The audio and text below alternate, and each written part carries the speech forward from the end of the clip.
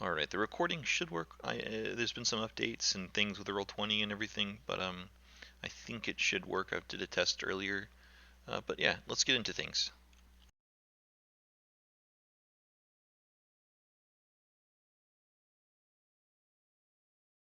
Okay, tonight let's kick off recaps with Dimitri. Oh, geez.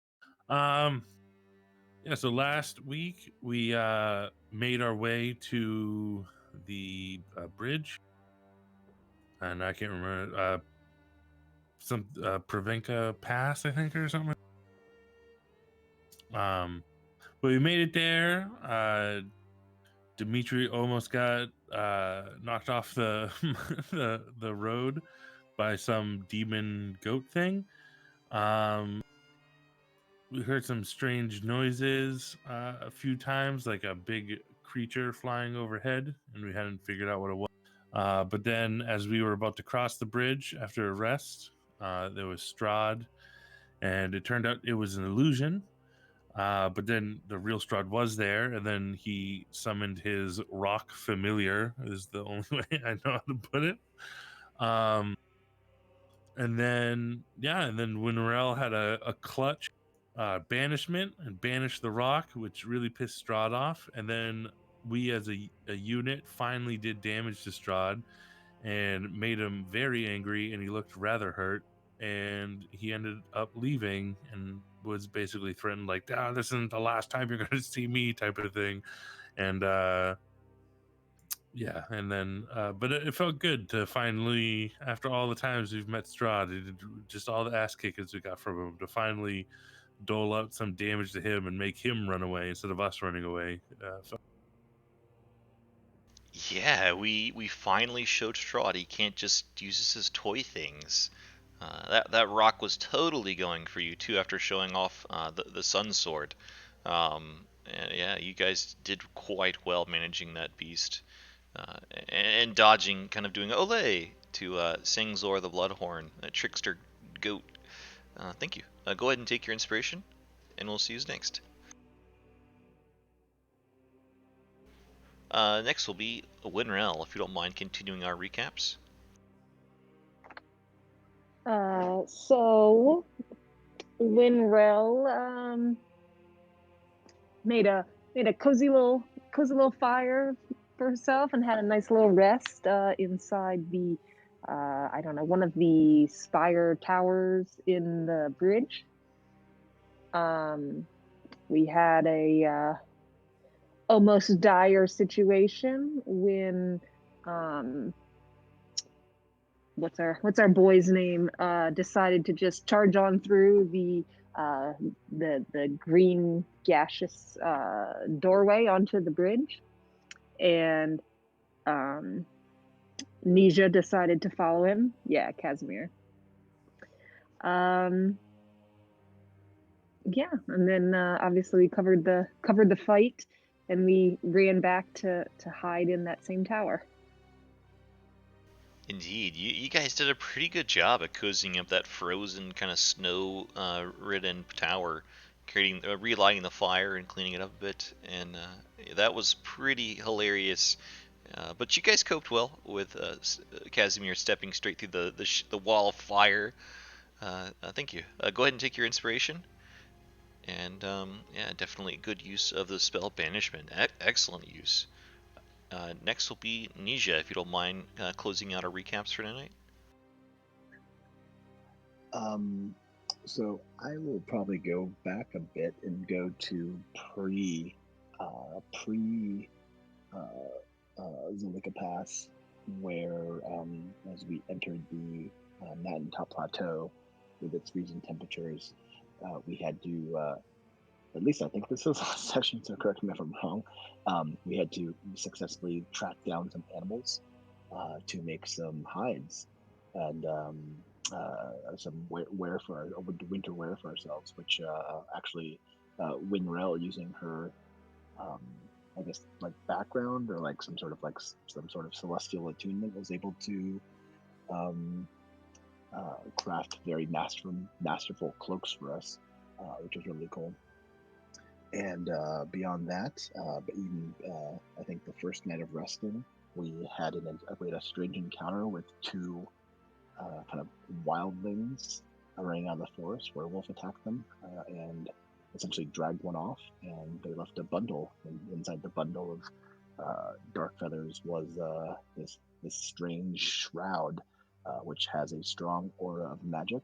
And as far as Casimir, I think Casimir and our boy, um, crap, spacing out his name, Casimir and our boy um, Rudolph were able to kind of muster that it was probably not the not evilest thing in the world. So currently in the hands of Serva, and I think Serva even kind of in the fleeting moments of last night, in the fleeting moments of our encounter with Strahd, even said she was probably going to put it on. So we'll see how that changes the dynamic as we move forward.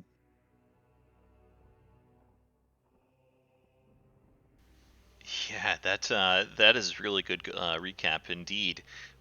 You guys did a bit of a hunting session before. We kind of made it up to the bridge and we had to turn back. But even before that, I'm glad that it was a random encounter, just a straight up random encounter with a bit of flair added, and we covered this carrion shroud that perhaps holds a bit of power, and whatever cost Service has justified it in this battle. But thank you, and yeah, it was awesome to get to see the Forge Domain abilities. It doesn't come up too much in this sort of. It'd be like you'd be using it all the time in like Out of the Abyss or Dungeons of the Mad Mage or something. But it was really cool to get to see it used here. Uh, uh, Yeah, that Yeah, was my one time to shine. yeah. And now you have some pimpin' white wolf and black wolf fur coats and stuff that are keeping you warm. Yeah, I'm not sure what happened, but I guess I'm not sure if anybody else is missing, but my experience point total is missing. This is not a good thing. Roll 20. Yeah, I don't see it either.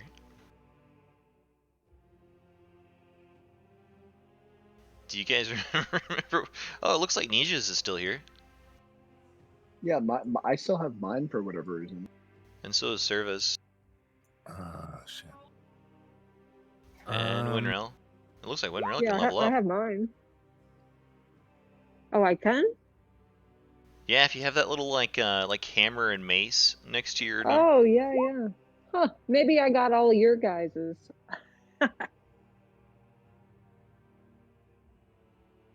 I'm trying to remember what I was at.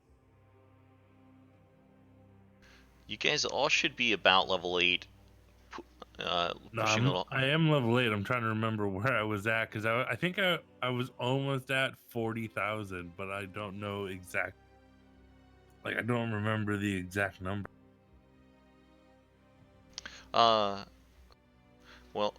maybe I do not know how to recall this. I'll think about it. But go ahead and take your inspiration, Nisha, if I hadn't said that already. And Elward, since you're with us, go ahead and close out a recap. Sorry, I missed you earlier.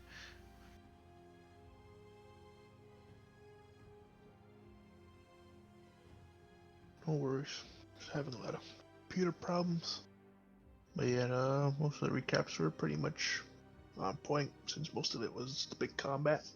But yeah, like once again, I think most of the items were a moral dilemma amongst ourselves, but this time around, I believe the whole party shared the moral dilemma of should we use these magic items that, even though they're strong, have a drawback. Maybe if it were a normal campaign, probably not, but seeing as we fought Strahd before countless times and seeing how strong he is, and not just Strahd, but the enemies in general in the land of Barovia. Yeah, it's something that weighs a lot, but yeah, but like I said, it was most of the time it was an inner struggle between ourselves, like inner monologue, like, should I use this item? Should I use it? Should I not? What's the risk? Or maybe a lot of times we didn't even have a choice. We just randomly came upon it and got cursed from it. But yeah, this time around, it was nice to see the little arguments and good points that were made by everyone, whether to use the items that we find here in Barovia. Yeah, it's interesting how much story and dialogue is created every time we come across one of these things.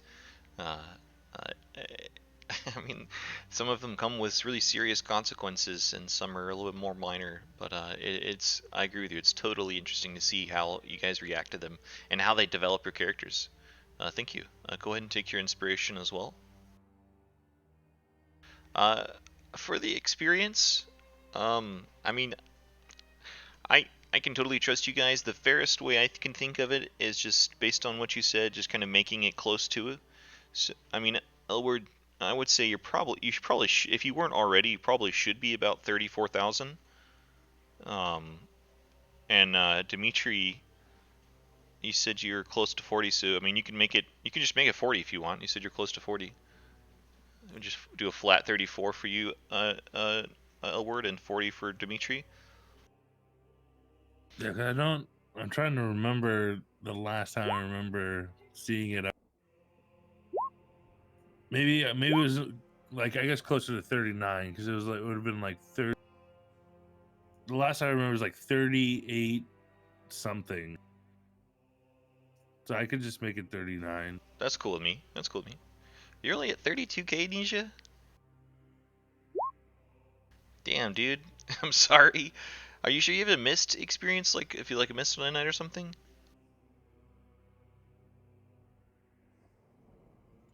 I did miss the one night, the one night that Dimitri, Elward, and Dimitri.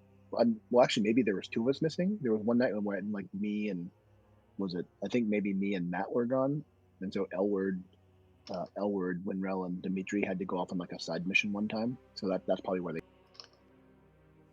Okay. Yeah, it was like I think 2 or 3 sessions ago where like I was like I was super sick or something, and then I think Matt was. I played your character though. Well, that and you, I think you lost experience when Jensen died too.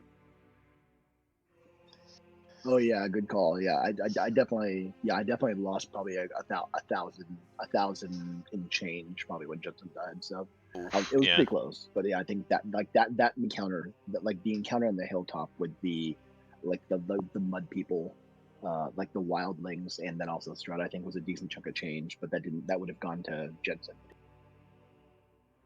Okay. Well, sorry about the discrepancy, but hopefully it evens out at some point. I honestly don't care. I was just making the joke that my XP didn't disappear, and I'm probably the furthest behind, which I thought was funny. But I really could not care. I could not care less about that. It's about playing and stuff like that. And as long as I'm not like 6 levels behind everybody else, it's totally perfectly fine. One or 2 levels behind is still perfectly balanced. Come back at level 1 next time you die. Yeah, I was gonna say we should. I mean, that would be a hardcore campaign mode.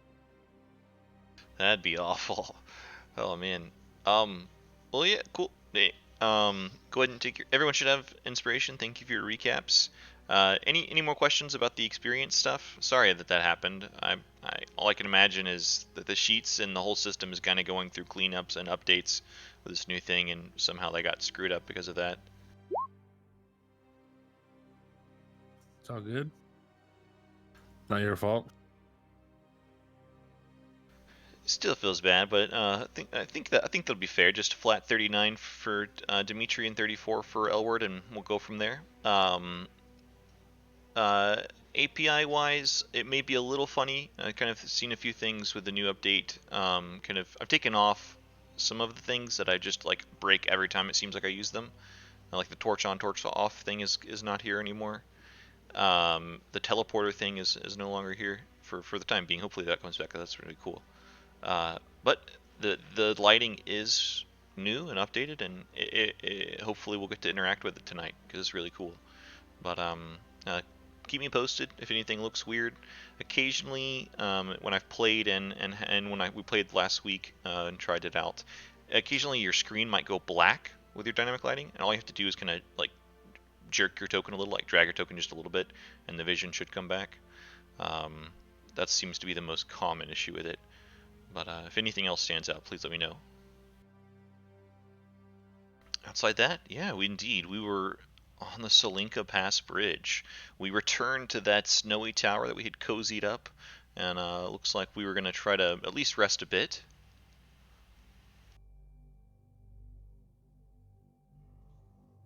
So okay, so we're pre-rest. Is that right? I can't quite remember. I'll take whatever you guys say if you had rested or not. I was not going to make you roll an encounter after the rock battle. The random encounters that would have occurred have occurred on the bridge.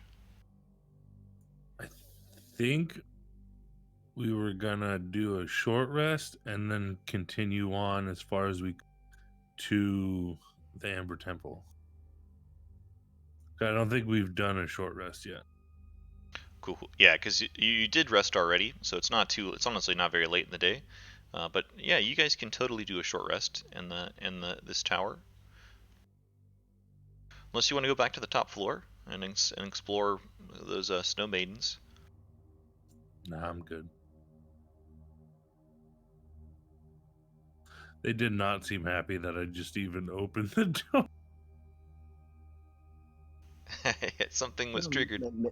Maybe they'll be happier now that they could see from the distance that we caused harm.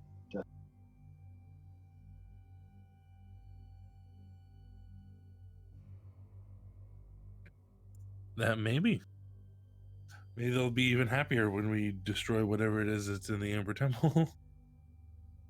I think we got to come back this way anyway. Or more upset.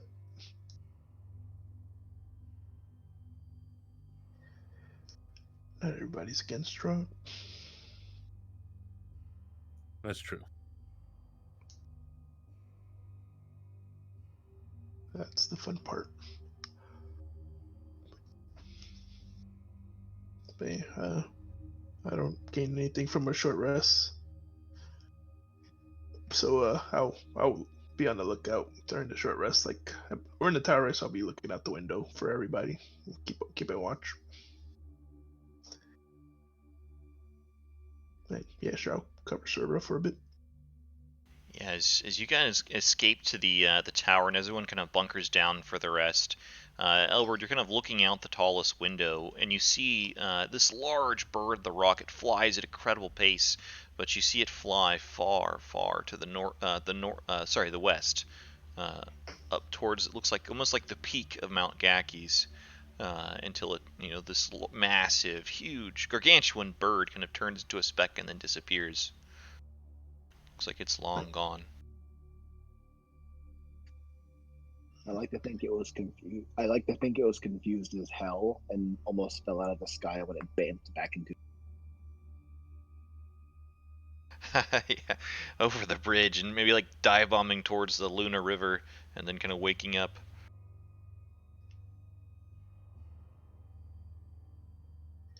But giving me access so I can if I have to roll for her for HP. I think she took a couple of hits during the last fight. Yeah, she did. Her HP's down a little bit. But we'll go ahead and as the short rest finished, you're able to cross back over the bridge, kind of looking around at the statues and the arcs, and taking your time to not step on the fallen away parts of the bridge. It does look quite old, a little icy, but traversable, no problem. No sign of Strahd or the ashy illusion that first appeared before you. As we cross the Solinka Pass, it looks like an upward elevation hike as the path continuously slopes upward. Elward, do you mind rolling a d20 for our random encounters? As we're walking along, Casimir will definitely be kind of almost like kind of seeing the success of the battle and kind of turning everybody on, like, don't you see? This is why we need the weapon. We almost had him. We can defeat him next time. Yes, well, that's probably the best we've done since we faced him yet. So hopefully next time with the weapon, it will go even better. Patience, brother. We are almost.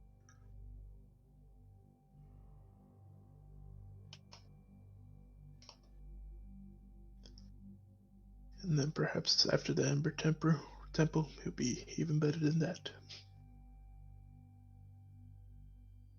Since we'll be weakening his power.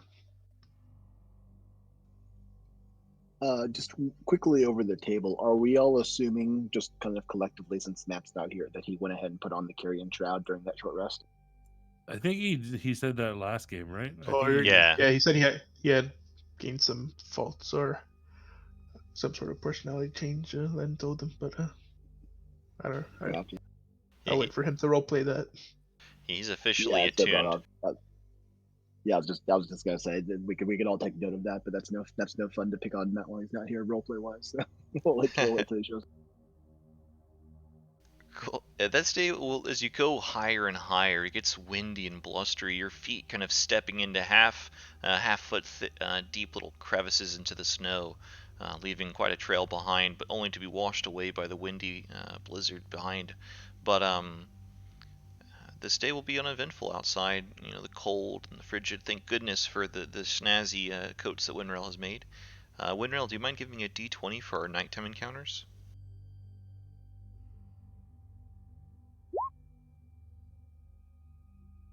Cuckoo.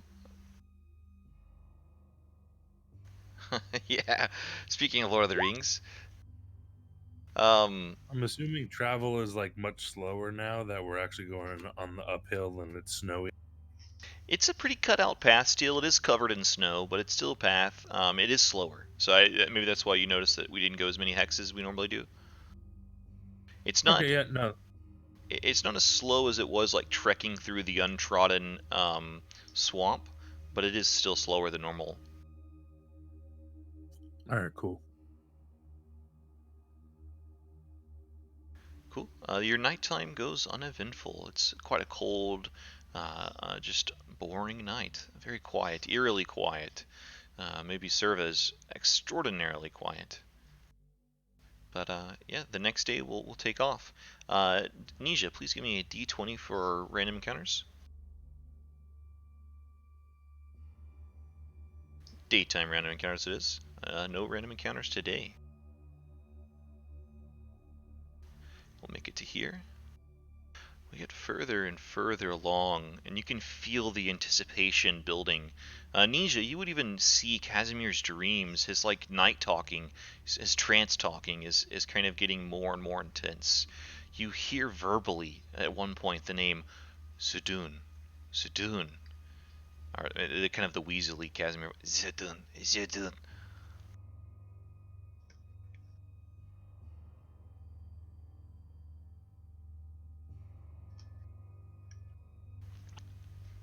Probably walking the next day, I would probably ask him, brother, who is Zidune?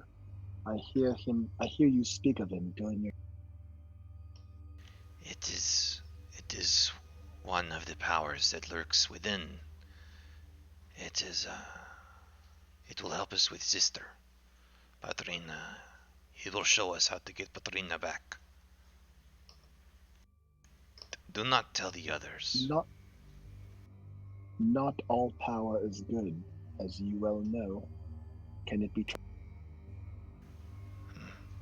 No power can be trusted, simply contained and used.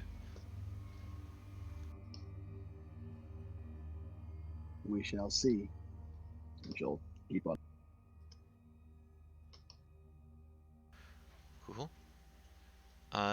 Dimitri, do you mind giving me a D20 for our nighttime random encounters? Good thing we don't take low rolls for random encounters. This is as uneventful night as possible with a one. But yeah, you guys continue another long rest, just cold, just eerily quiet, as we continue towards the ascent, towards Mount Ghakis. Uh,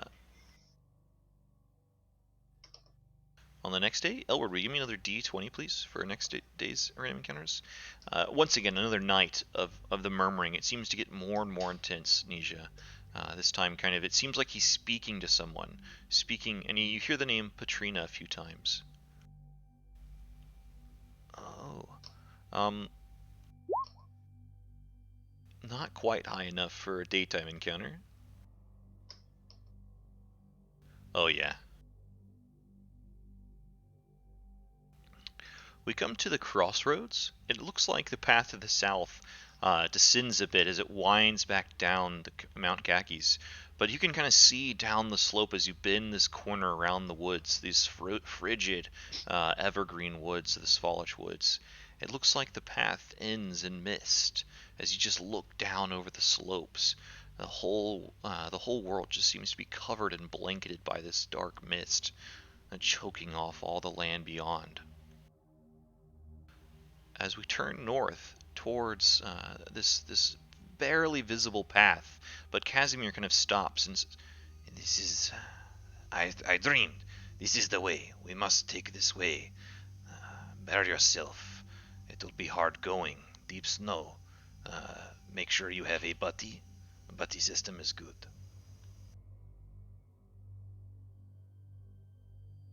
Does everybody have their exit button?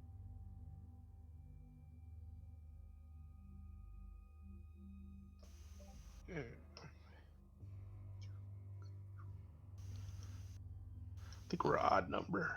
So yeah, I'd have to get to go with the puppet.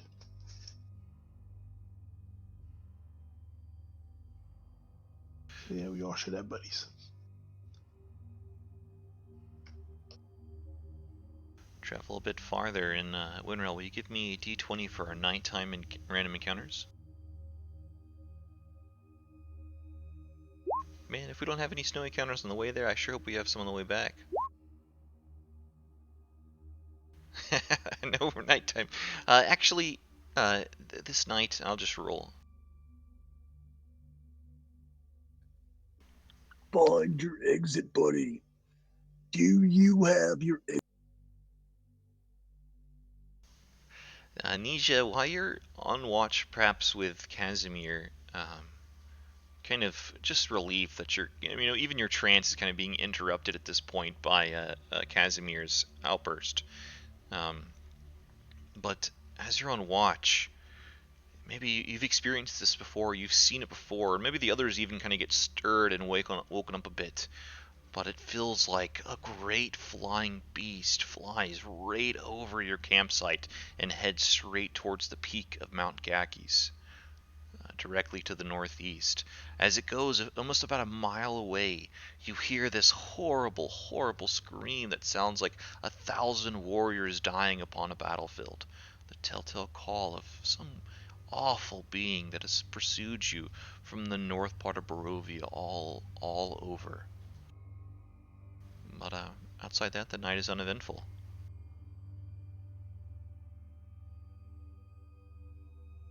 And the next day, let's see who rolled. Nisha, will you give me a D20 for our daytime random encounters?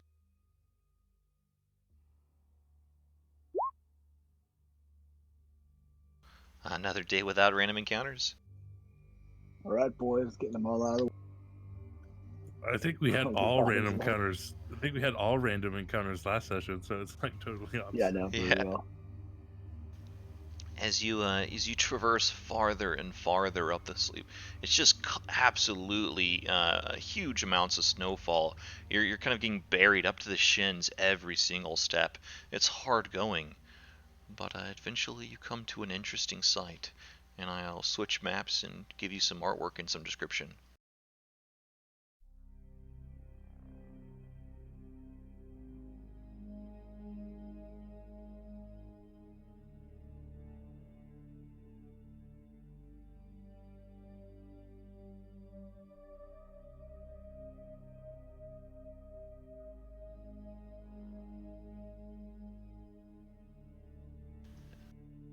As the road fades away under a covering of snow, it takes you far enough to see the facade of some kind of temple carved into the sheer mountainside ahead.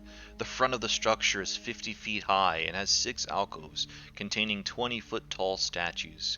Each statue is carved from a single block of amber and depicts a faceless hooded figure, its hands pressed together in a gesture of prayer. Between the two innermost statues is a 20-foot tall archway with a staircase that seems to lead down into the temple itself. As you approach, Casimir almost shouts in delight, "This is the place! My dreams! Madrina has showed us the way. Her salvation, our whole land's salvation. The devil's power himself lies within."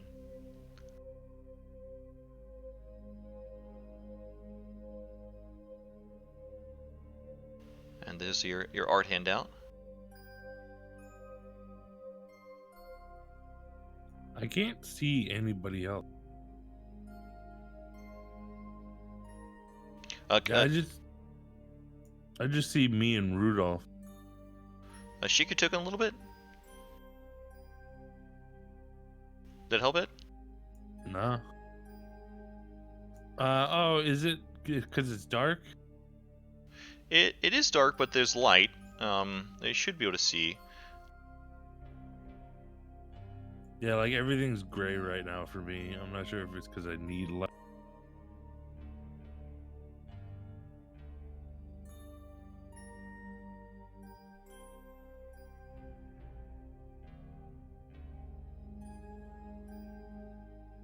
Does that help you at all?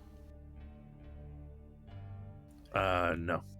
Do you have Here, let's try this. Do you want to activate like the sun sword a little bit? Yeah, sure. I'll activate it. So it's 30 and 30.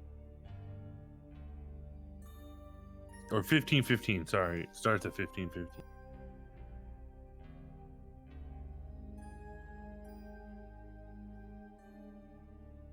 Does it update? Oh yeah, there we go. Now I can see people. Sorry about that. And does anyone else have any issues with vision? Doing okay. All good. Yeah, your vision with the new system, they haven't really worked out the dim lighting super well, which is okay. So your vision will look a little brighter than maybe usually in darker places, but that's fine. We can still kind of feel the ambience of this place.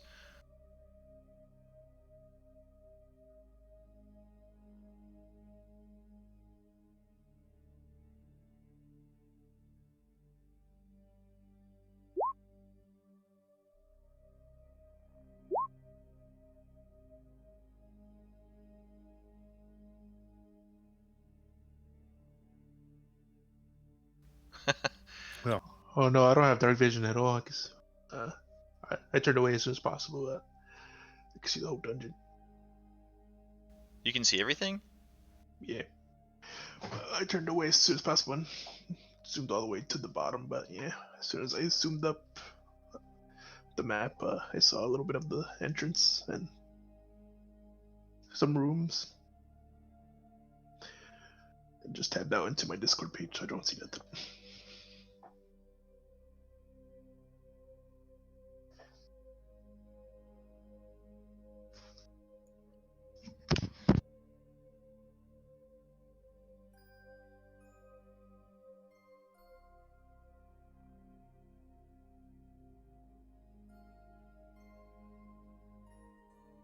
Okay, try now.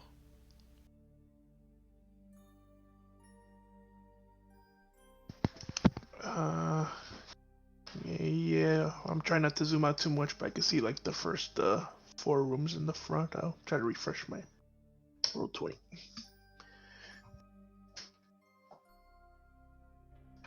That was the other most common issue, was someone seeing the whole map.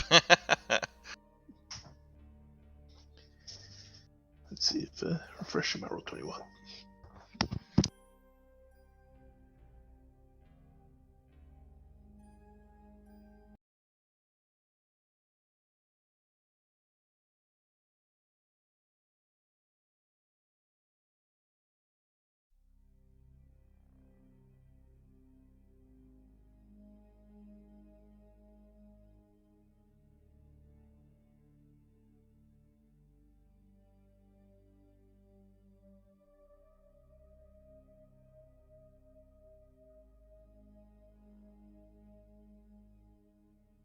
Also, Lennon, if you want to update it, I'm going to have the Sun Sword go out to max 30, because I assume that the temple's dark, so I'm going to use it as a torch.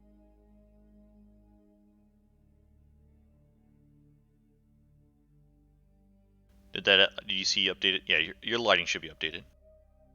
Yeah, I was just letting you know that it's going to be 30 bright, 30.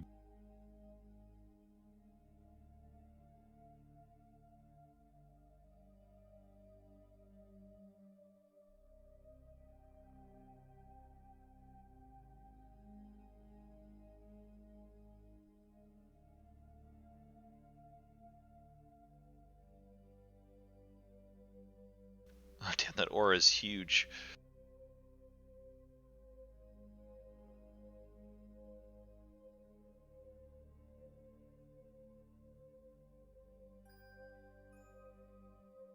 Yeah, so I just gotta. Oh, also before we enter here, Rudolph's gonna cast some spells on.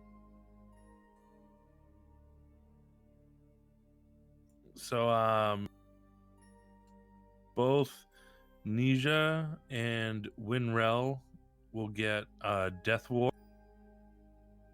So for 8 hours, if you drop to 0, you drop to 1 instead.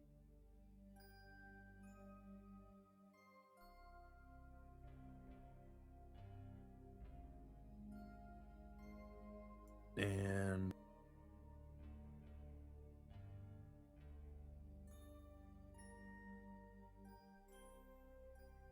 he's going to do a protection from evil and good.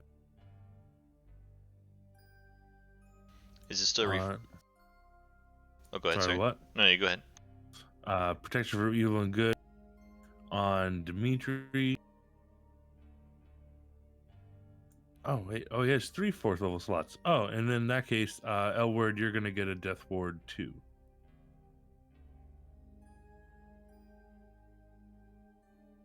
So Elward, Nisha, and Winrel all get Death Ward. Dimitri's getting protection from evil. And then that's it for the moment.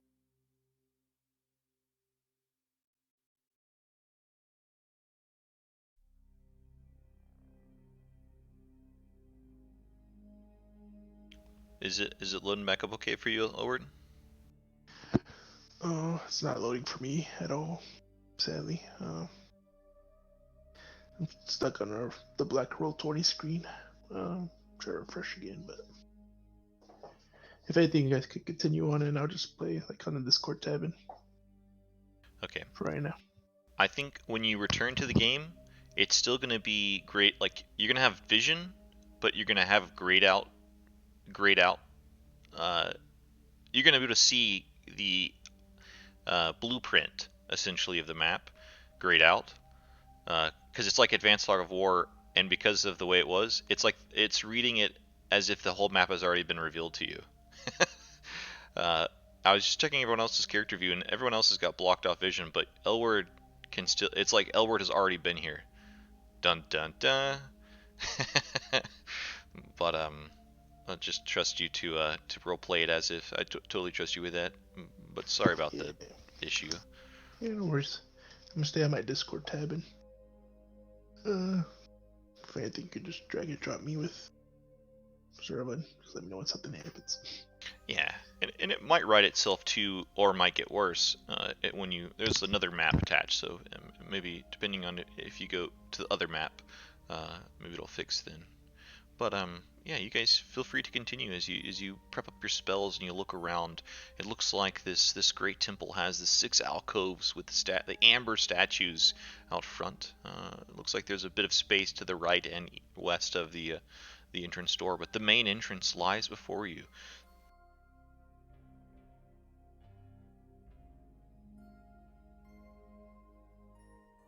Casimir tugging a bit. It is the way. Come, we must go, but with caution. Yes, the faster we're inside, the better. Tired of this cold.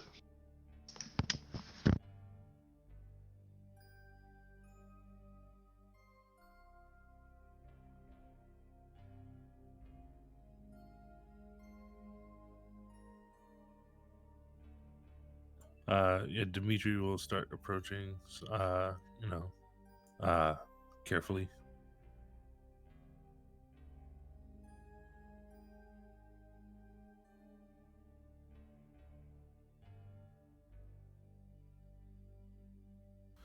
Yeah, it's eerily quiet as you approach. Looks like there's almost no noise coming from within the temple. A bit of wind kind of rustling about, kind of sounding off the mountainside as well.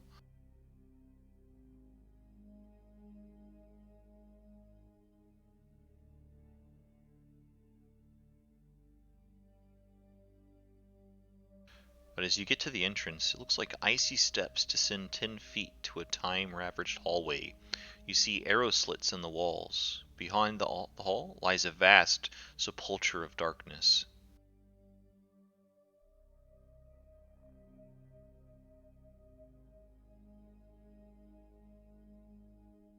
All right. Yeah, I'll make my way. You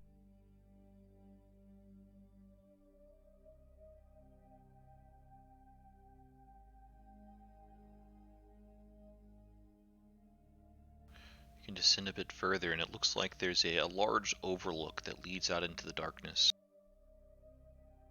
As you look in, a bit of sound kind of reaches your ears, almost like a prayer or muttering, soft, repeated muttering.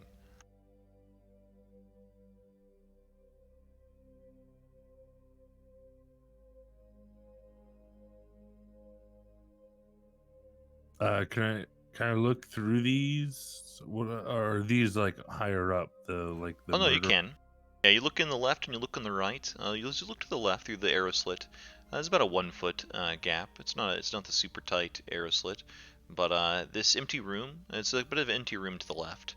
Looks like the ceiling is about 10 feet high, and you notice the two arrow. Maybe it was a guard room at one point, but looks to be fairly vacant now.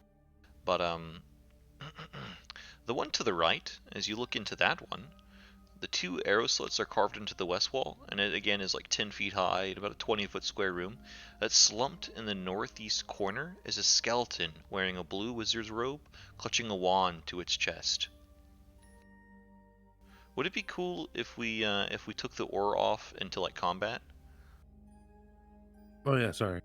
Oh, no worries, no worries.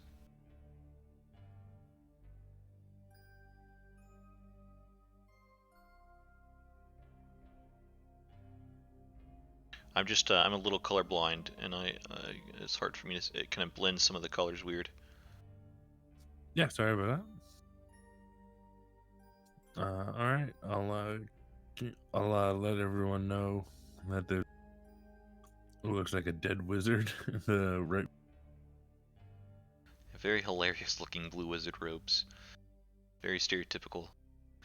As you approach further and down the hallway, you do kind of get a better look at this overlook.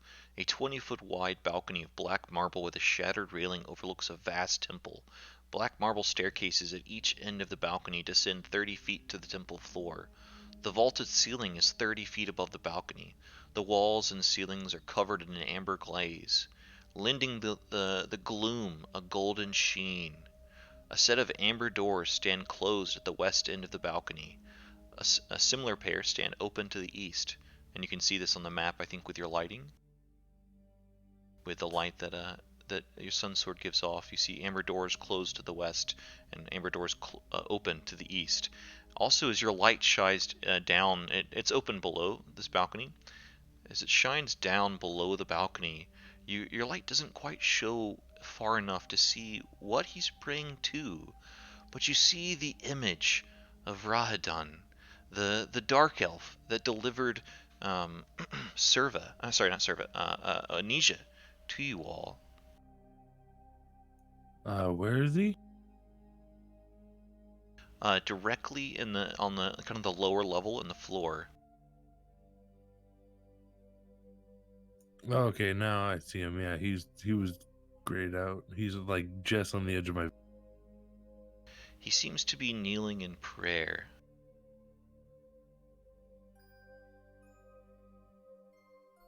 Is this was the guy that dropped Nisha off? Indeed. I'll look over at Casimir and be like, friend of yours. Casimir seems to grimace. The traitor. Yeah, but the dog to the devil. He is the reason my people are the way they are. Loyal only to those that he fears.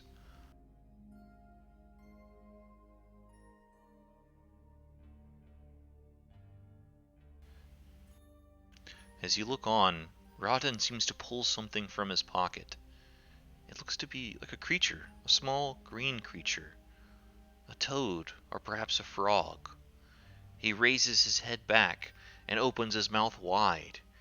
He drops the creature whole into his mouth and you see him swallow. Then the image of him fades away.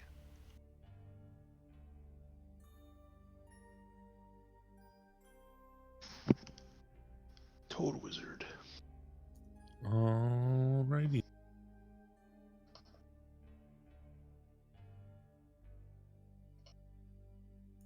Yeah, I'll go to move down the stairs.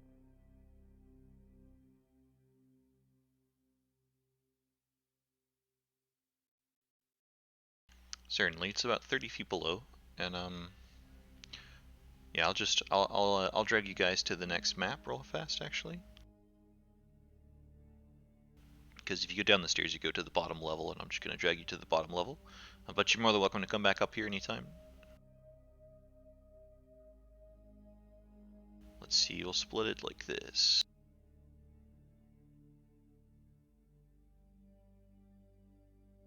And you can readjust yourself once you're on the next map.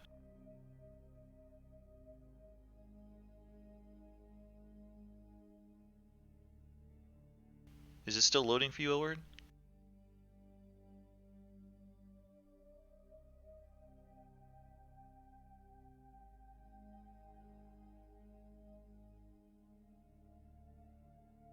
Can you hear us, Elward?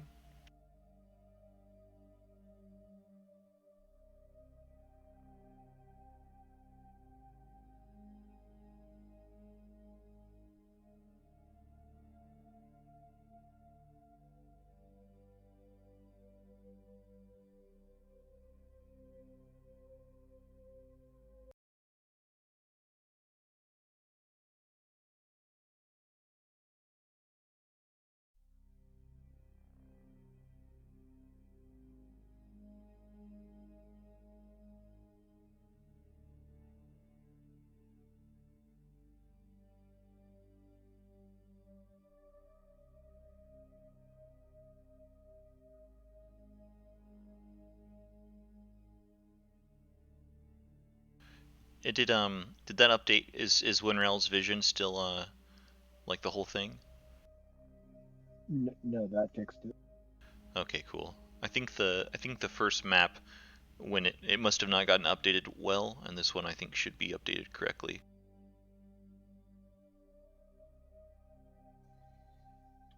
Casimiro probably rushed to where we saw the image, and just kind of inspect the ground and see, and be kind of muttering, where did the traitor go? Where did that dog?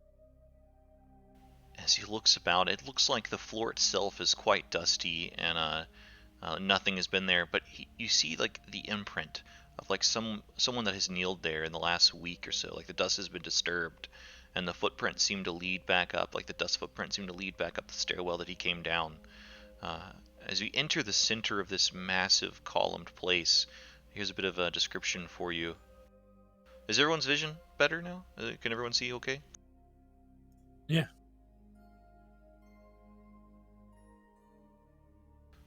Cool.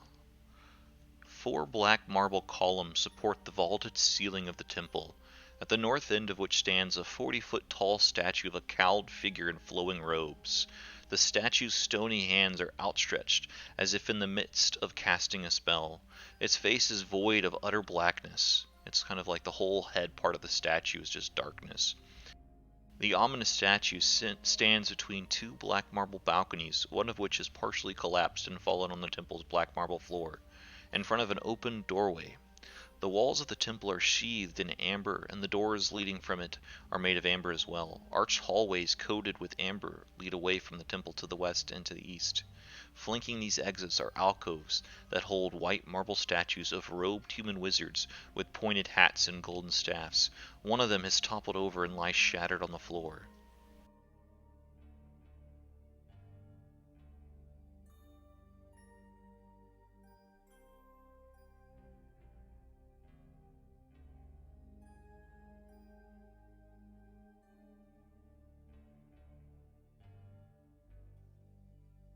Casimir will just kind of mutter on and say, "We are close. Can't."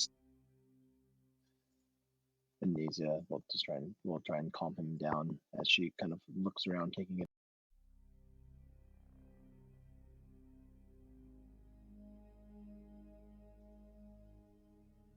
Can Nasia do just a quick inspection of the large statue? Just any more detail to it? Yeah, sure. It seems to be made of black marble as well. It looks to be like a wizard that's casting a spell. From the front, it's quite aged and worn. And as I said, like the whole head is covered in this cloud of blackness.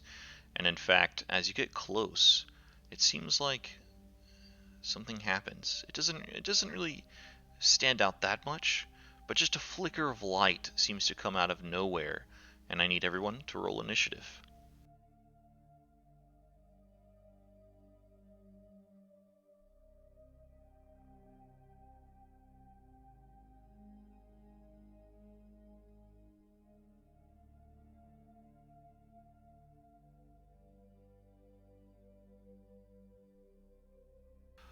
What you see up from the second floor back on the first floor where you kind of descended from, you see arrow slits light up as if three torches kind of come into view, and as well as a bit of the flicker that you notice, Nesia.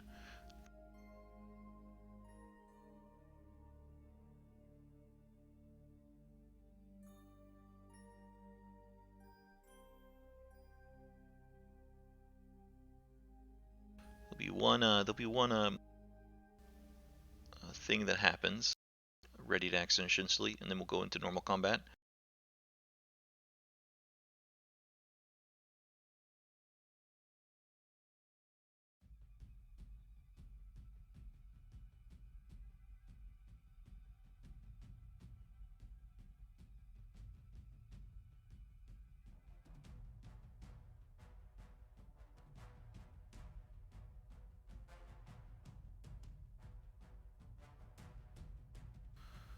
The flash of light, it seemed to originate somewhere around the statue, and then this little blink of light seems to hit directly on Unesia. And I need a dex save from quite a few people. As a chain of lightning comes out. I think it's from a total of 3 from the target. So it'll be Nesia, Casimir, Dimitri, and Serva. As just an eruption of lightning, little spark of light ignites right beside you, Nesia, and then fires off in 3 different rays of lightning. All right. Well, I guess I'm gonna use my inspiration because I am straight up dead if I don't. Yeah, I will too. That was an incredibly high roll. DC 17? Yeah, 8 and a 1. That's great. 59 on a failure. Oh, not Rudolph. Rudolph didn't get hit. Serva did. Oh, okay. Are you back with us, man? Oh, and I see it's just rebooting. Nesia, you dropped a 1 instead. Yeah. So you see Nisa kind of like her body go limp, and then all of a sudden her kind of just get to her hands and knees. Body just smoldering from the lightning. Unfortunately, Serva takes the full blast of it as well. Dimitri, becomes your turn as you see these 3 flickering lights. Your passive, how high is, yeah, your passive is very high. You see, as you're like 30 feet up, you see these arrow slits hovering on the hallway to the up. It looks like 3 skulls with green flame kind of ignited, each one peering down from the arrow slit towards you all.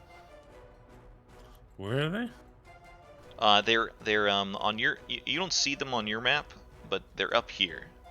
There's like 3 arrow slits on the first tier map, and they're Oh, okay. they're kind of peering through these arrow slits. They give off light, is why you can see them.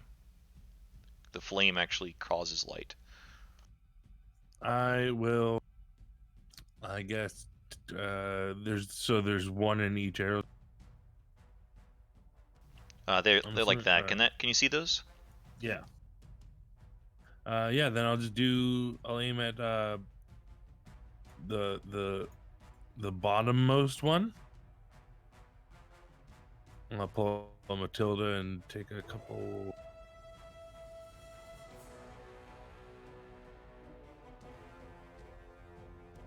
All right.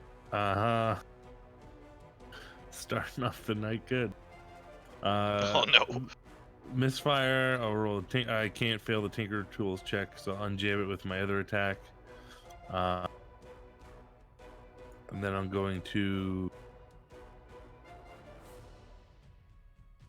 I will run to like. Is it? Can I run? Is there like a balcony or something here I can run under so they can't like see me? You know? Yeah, like over here underneath the stairs, or it's open up to the top. So the balcony is like over where the doorway is. So they're really like in the wall. You kind of see where the statue is on the west side of the room. Okay. They're like directly above that. I will. Yeah. Then I will. Well, I'll move.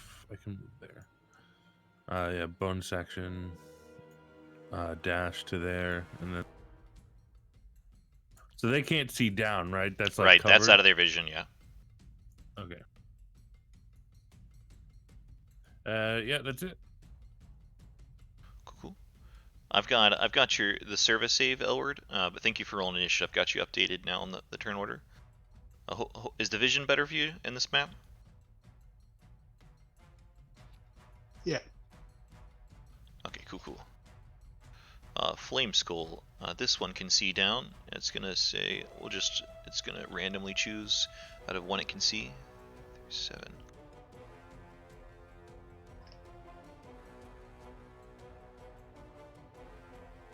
Seven, which is gonna be Happy Jack. It fires off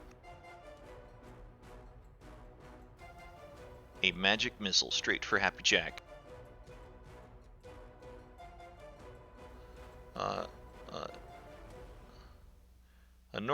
Normally I just take one roll. I guess it defaulted to rolling each time, but we'll take that roll. 12 force damage to Happy Jack. As all 3 bolts go for it. Elward, it becomes your turn as you too see these little flaming skulls kind of lit up through the arrow slits. Did Elward have to make a saving throw for the... No, he wasn't one of the ones hit by it. Oh, okay.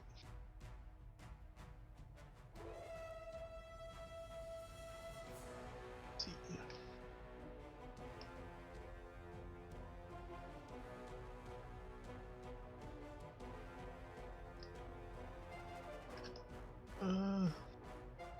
It looks like Dimitri's making a mad dash behind the skull, behind whatever shooting lightning, so I guess I'll follow in his lead. And I'll head towards. Use a dash action. I use 45 feet to move myself. I have 15 remaining, so I'll use that to move 8 up. That's the turn. Nisha, becomes your turn. Nisha's gonna kind of clutching her wounds, head in this direction.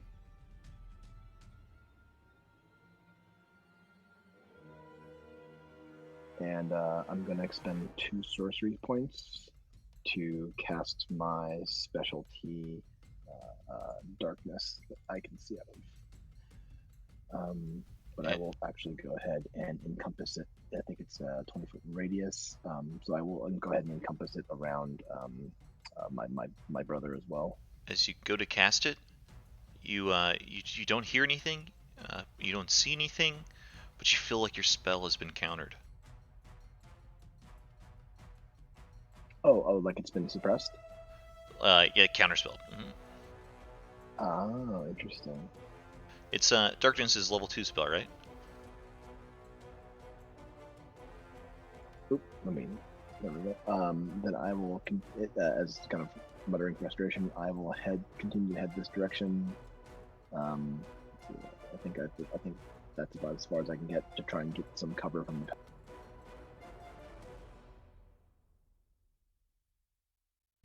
Cool. Any bonus actions? Nothing. No, nothing I can do that's interesting. So no, I will. Rudolph's turn.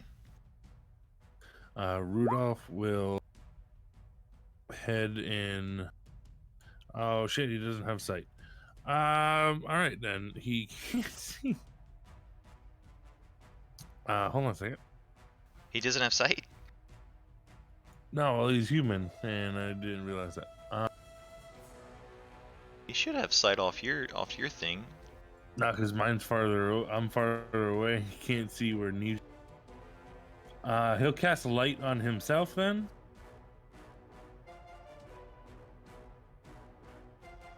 Oh, I see. You can see where you guys are. He can't see where. Oh man, that is awesome. That is kind of the advantage of this dynamic lighting. So he'll cast light on himself. So it's 20 and 20. Did that make it better? Yeah. And then he will. Oh geez. To where he saw Nisha headed. And unfortunately,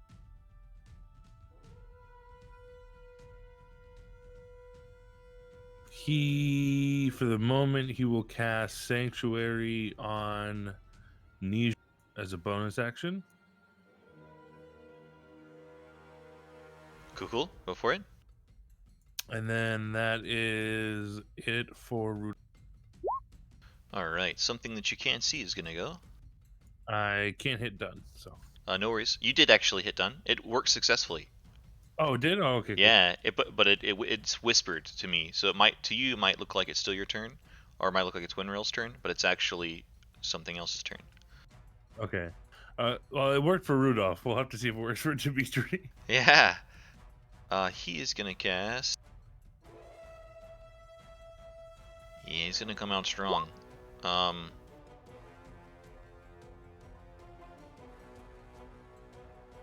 Let's see.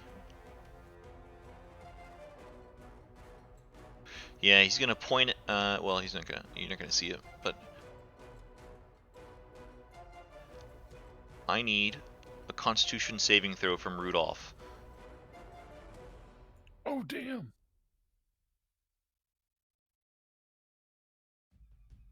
As Rudolph begins to feel his life being sucked out of him. Anise, you're kind of still keeping close watch. It's like you see a faint light once again kind of coming from somewhere around the statue, but you're not able to pick out where it's from. Oh, that's a save. So only half damage, 30 damage, 30 necrotic damage.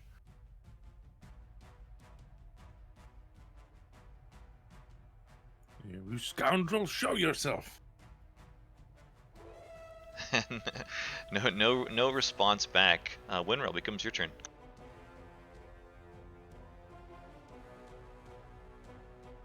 Does the Finger of Death do a ray? Like, can we see where it came from, or is it just like? I don't think it does a ray. I think it's just I guess you do see. No, it's like you see the energy that appears around, like the coursing negative energy kind of coursing all around Rudolph's body, but not the actual origin. Okay. Yeah, I didn't know if it was a ray. I was hoping for a ray. Maybe you would hear some verbal components, but it's kind of chaos right now. Winrail, becomes your turn.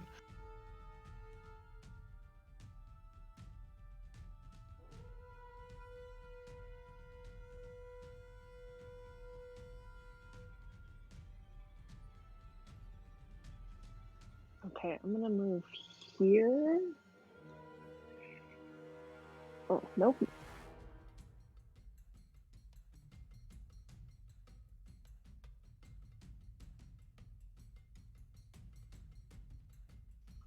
Okay, I'm gonna move here.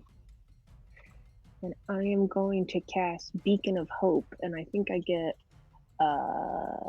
Serva, Nisha, and our two friends, and myself up. You would it would apply, but it gets countered.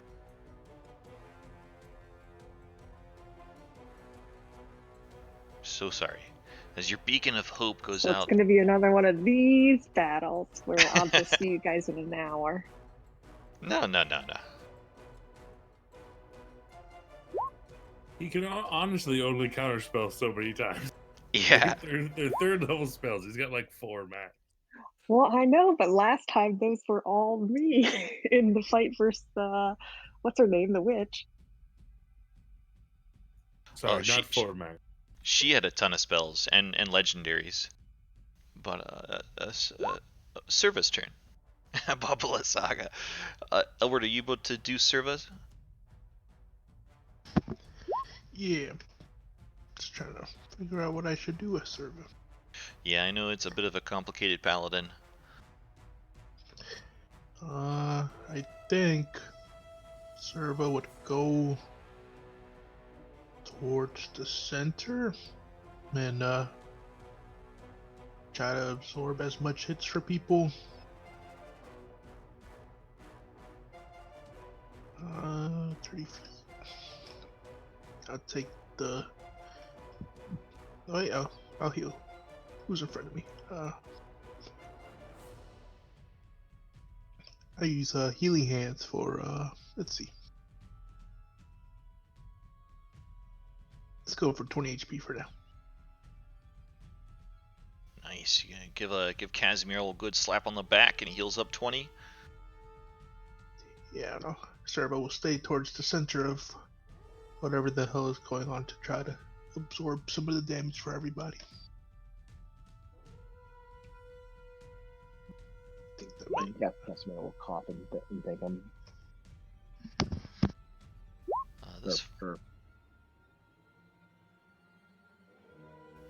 This flame skull has vision on 1, 2, 3, kind of vision on Nisha and Rudolph, but not very good ones. Oh, and let me double check distance. So the ceiling in this room is 60 feet up. The first floor is 30 feet up.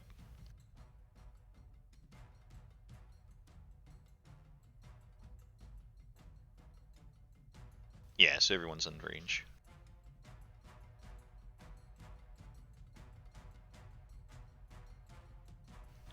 One, two, three. Rudolph. A magic missile is coming straight for Rudolph. So 3 times 3 is 9, plus 3 is 12. That worked out. Sorry, it's doing that rolling individually. I mean, not rolling just one number. Yeah, he doesn't have shield, so yeah. Casimir. Casimir is going to thank you to Serva. He's gonna hightail it towards the direction Niza went, and he's going to attempt to cast a spell. So he's going to attempt to cast Greater Invisibility on himself and Nisha, which I assume is going to get counterspelled. So it goes off successful. Oh, okay, sweet. Yeah, so I'm burning my 5th level to cast it on both Nisha and him. Cool. You give a little ninja mask or something to indicate they're invisible, but both Nisha and Casimir disappear from sight.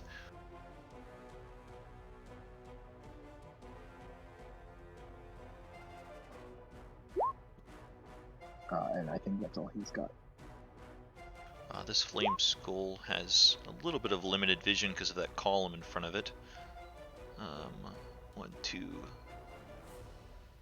3, 4. No, can't see those. Only 2. 1. Magic missile is coming out for Ada.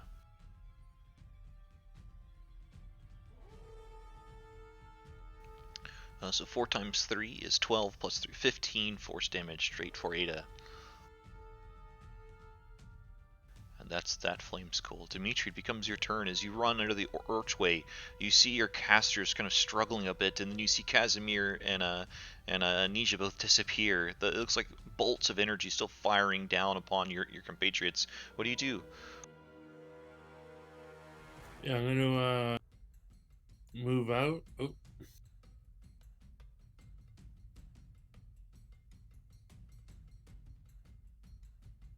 Move out, and then I guess fire at the only things I can see. So fire at the bottommost flame skull.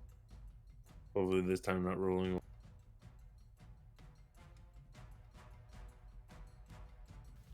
That's not a hit because of the cover. The air kind of fires into the arrow slit, the wall, the amber-covered wall. All right, take a second shot. Boom! Now that's a hit, and even with a shield, that would be a hit. Flame skulls can shield. Oh crap. Let's action surge then. Trying to get rid of him, and I'll take 2 more shots at the southern. 24 is certainly hit as well. Oh my god, so many low rolls. And then I'll bonus action second wind. 15. And that is all I can do. Done button, hit it, didn't work. Oh man. Oh, you know what? It's not you. It's the actual API broke.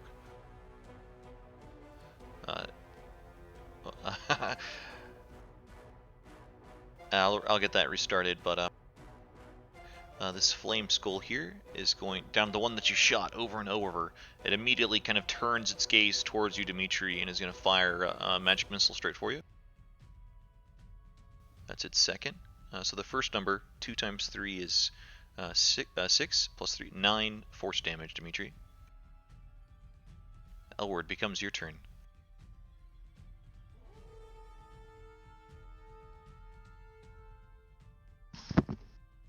Okay.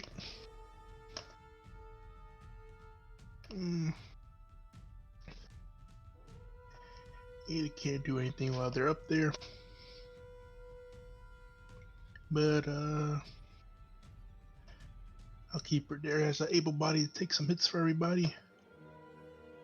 Happy Jack will fire off a firebolt at the one that seems that Dimitri is shooting.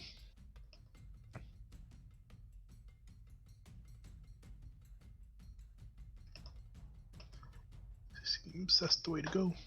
Cool, go for it.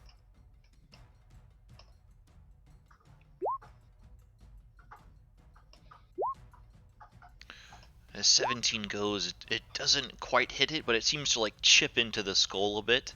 And as the flame mixes with this green flame, the flame around the flying skull just seems to increase. No. Oh, it looks like I'm safe for the most part down here, so I'll try to direct traffic and I'll bring Happy Jack a little closer. Try to provoke them to attack my puppets instead of my comrades, and yeah, that's my turn. Cool. Okay, cool. The API should be working. As you go invisible, I need you to immediately cut your eye, and it's just still kind of glinting at it maybe a bit.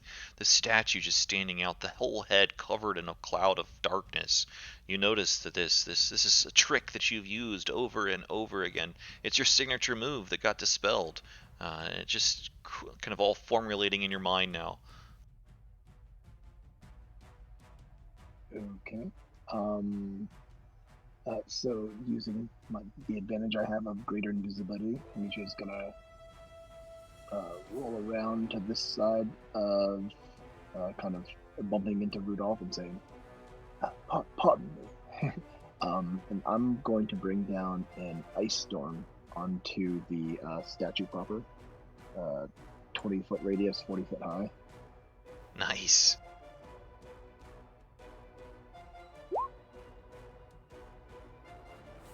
So DC 16 Dex, just right on top of the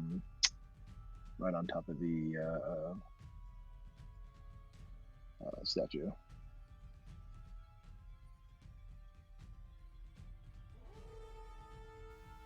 Yeah, balls. Well, half damage, I guess. Is it half? So it's all that damage, right? Immediately.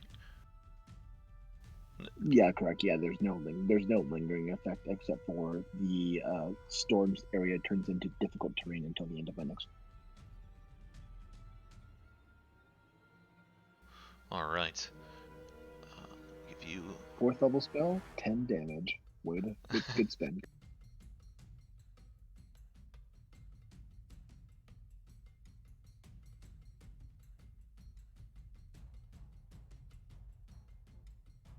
Sorry, just trying to get you a concentration check.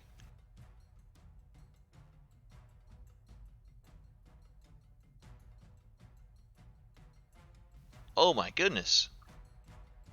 So, as your storm of icicles shoot all around this statue, you see the icicles fire kind of into the various darkness. You can't see how it affects, but as after a minute or two, or after a second or two, the darkness seems to clear, and you see icicles have shot through the eye holes of this great statue, and it looks like there's a bit of movement kind of happening just beyond. So the darkness drops. So yeah, Nizia will kind of call out from her invisible position. The statue, someone's in the statue. As she ends her turn, just pointing it out there, we were about to become a really nasty meme of ourselves by attacking the darkness. I mean, let it set us up for that.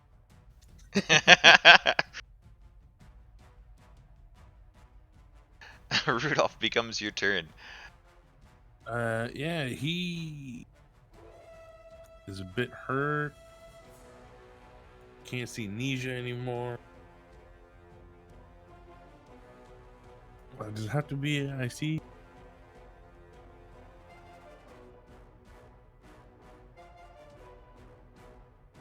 Can I reach out? Do I know Nisha's like next to me when she called out like the darkness? I can tell she's like right next to. Yeah, you would have heard her voice. She said, "Pardon me." Okay, yeah. He'll cast Cure Wounds on Nisha at level 3. I can just imagine kind of waving around, and Nisha kind of just gently offers her hand for you to touch. Nothing like making the cleric's job harder. Another low roll, but take 13.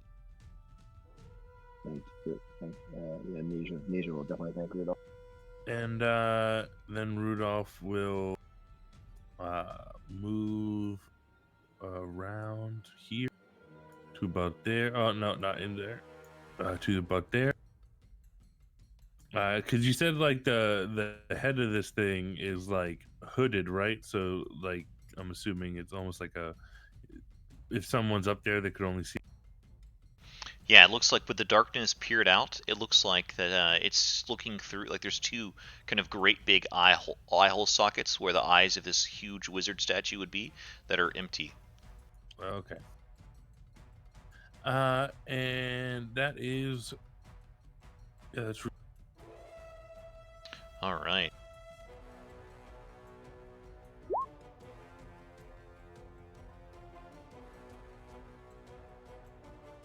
So this dude with his darkness,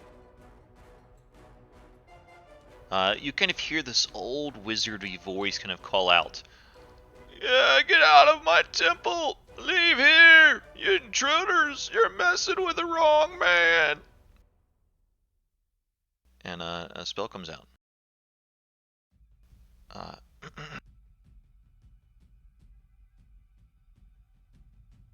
I assume neither Casimir or Nija can actually see the person to target them. Yeah, you can't really see the spell being cast. You just kind of see a bit of movement behind the eye holes. It's like he's kind of ducking in and Gotcha, out. fair enough. Yep, totally fair, totally fair. He's gonna try this spell on Nija.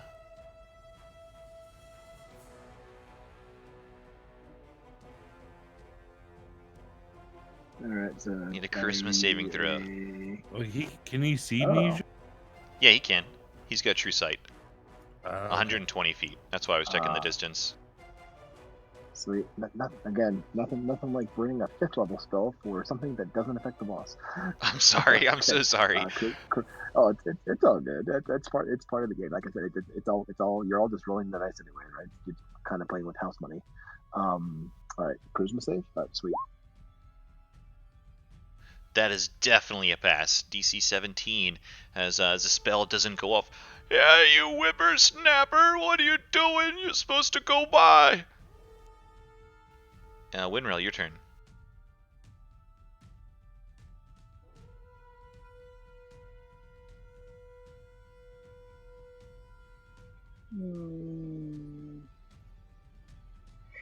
You know what? I'm gonna just do the same thing. It goes off. And I think I get it worked out because I get even Dimitri now, so I get everyone but Elward.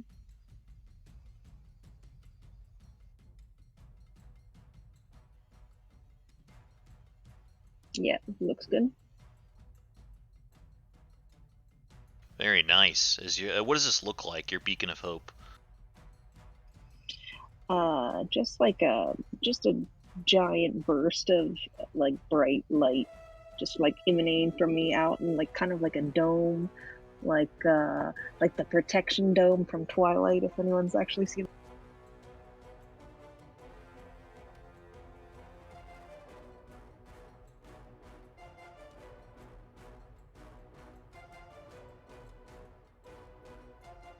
Very nice. I haven't seen the movie though. Sure, Lennon. Sure. Any bonus actions or anything else? No, unfortunately. All right. Go ahead and is the done button working for you? I tried it. It Oh doesn't no, seem it to must be a have broke. button. It's just highlighted. Yeah, it's kind of one of the annoying things. Hopefully all this will kind of get worked out at some point, but Serva, becomes your turn.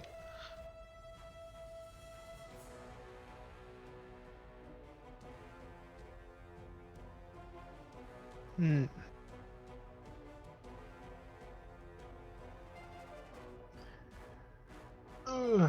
trying to ponder if Serva would just straight up just attack a statue.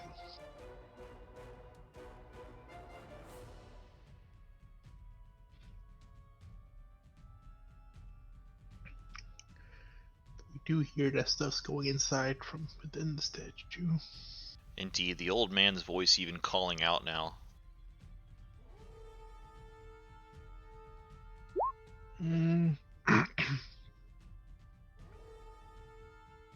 Alright. If Serva will attempt to reason with this man, get out of the statue, and no harm will befall you. But if you remain to threaten my party, then I will surely take your life. Do you wanna use your action to make like a persuasion or like intimidation? Yeah, go for it.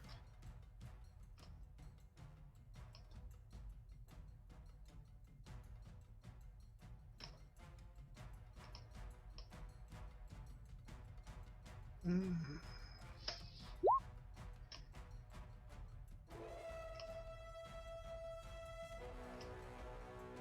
Cool. Let me give you.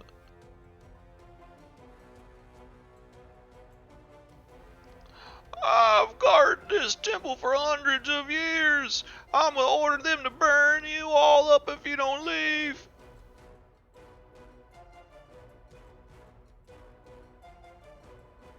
Doesn't seem to be persuaded. Ooh. Yeah, server's just gonna run up to it and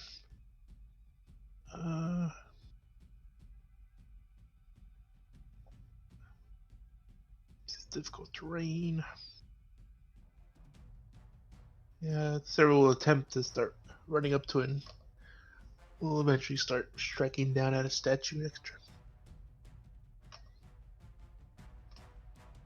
Cool. Where's my API? Oh, I it don't see might an not API be. for me. It might have restarted, but yeah, the button wasn't. Okay, this flame skull is gonna go. And indeed, the voice from inside the head of this wizard calls out, "Burn them! Burn them! They're stronger than they look. These whippersnappers!" And the flame skull nearby, it's still got to deal with range, but it can reach a fireball. As this kind of skull intensifies, it looks like it's going to cast a fireball that's going to catch Ada, Dimitri, and Jack.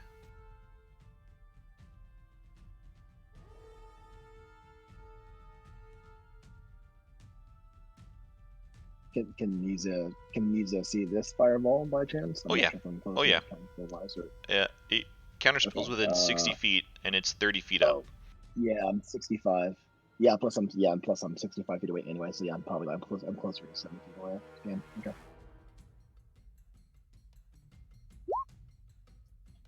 Use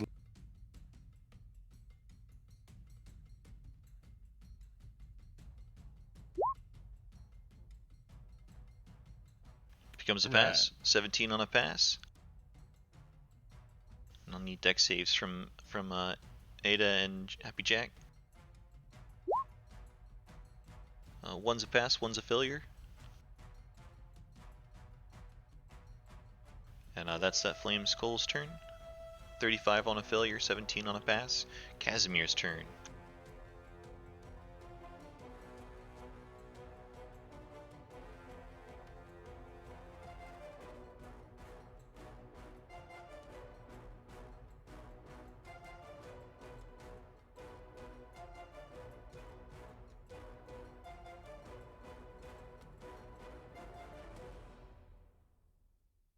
The Flame Skulls don't have True Sight.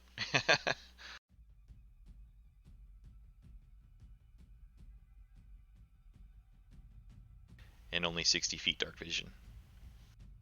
Is why I was checking their range. Sure. Gotcha. Let's see. Casimir's gonna.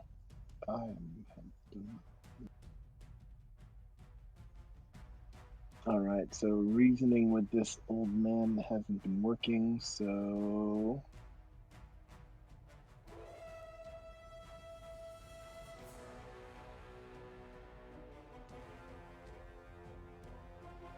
Casimir's going to travel his 35 feet, and he is going to. Well, nobody can go home. He's going to shoot a fireball at the head of the statue, and try and get it high enough that I guess it doesn't hit the server down there at the base. Nice. And he's literally saving his reaction for something like this. And you take it out of counterspell range. Now, and Nija still can't see him. Is that correct? Yeah, you can't Like really look in he, there. he yeah, I was gonna say he can see. He's in a kind of a value position if he can see out, but I can't see him. Yeah, he's got height, and it's only like an eye hole. It's like it's only like Yeah, maybe half a foot wide of eye hole. yeah, gotcha. That's, I mean, yeah, makes total sense. Okay, cool. So that spell fizzles. Casimir will grunt in Oh no, frustration, no, why is it fizzle? and No, oh, actually, I thought you said he was. oh no, I was commending you because you moved out of counterspell range. Oh no, I'm still within 60 feet. Yeah, but he's 30 feet up. Oh, Oh yeah, oh, I'm fairly certain you could okay. still technically counterspell this mathematically if you wanted to. So just playing it. Okay, then he will counterspell. Sorry, man. It's all good. I mean, if you have the true start and you got the spell slot, you might as well use it. So, okay, yeah. So Casimir will kind of grunt in frustration as he kind of flings out his hand and nothing happens, and the spell sputters. Um, so then, Casimir also being an arcane caster and knowing what might go on here, he is going to use his bonus action to Misty Step. I think it's 30 feet.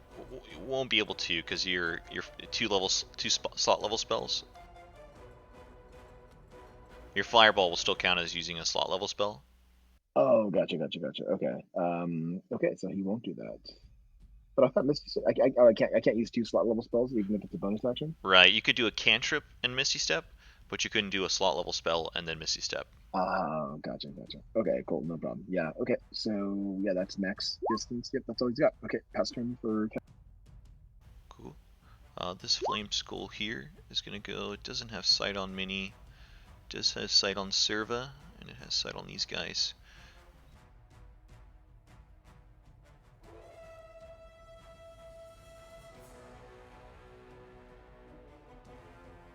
It does sight on Rudolph. No, it doesn't, because Rudolph's behind the statue now.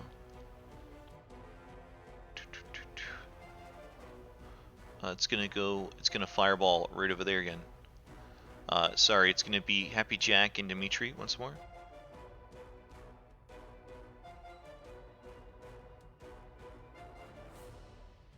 I'll use another luck point. Does the hope give you advantage on those? Or is it only wisdom saves? Wisdom, unfortunately.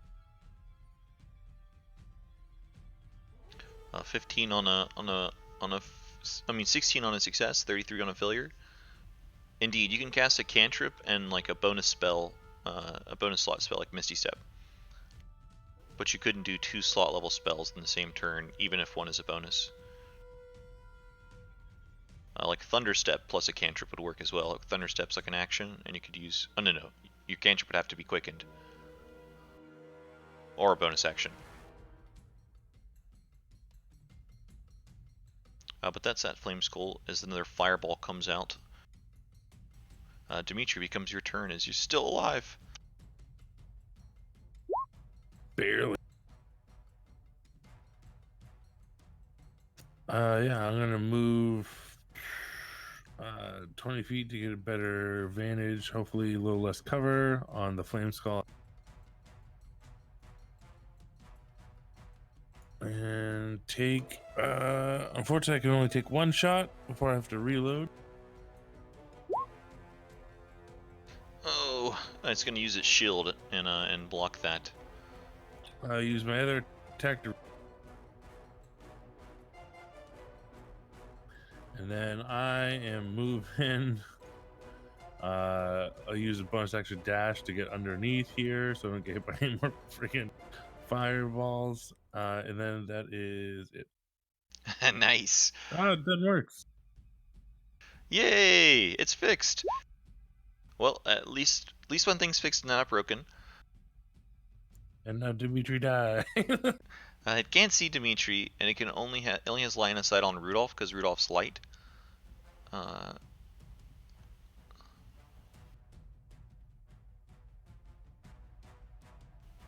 no, that's out. Yeah. You can see Rudolph.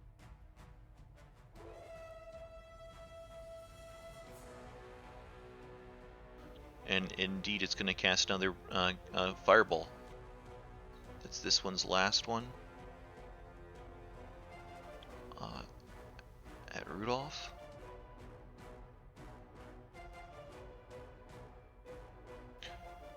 35 on a failure, 17 on a pass.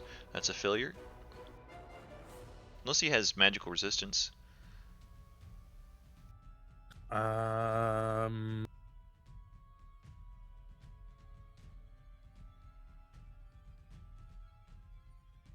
Nope, no magical resistance. And 35 is what you needed to bring him to...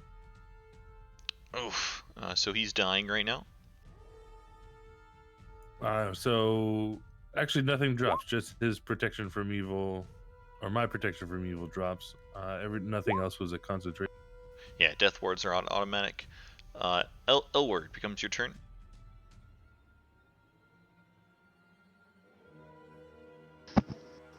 The combat's going terrible. I lost both puppets in the beginning of the dungeon. I'm so sorry, dude.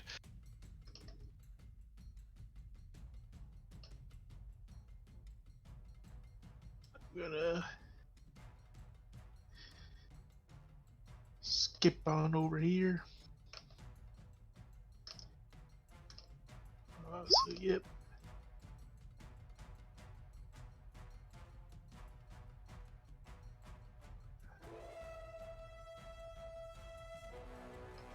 What to do?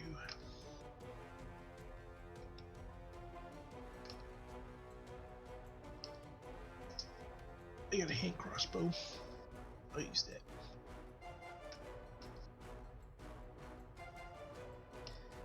Use my cute little toy hand crossbow, and I'll fling it at the one in the middle. Go for it. That is a hit.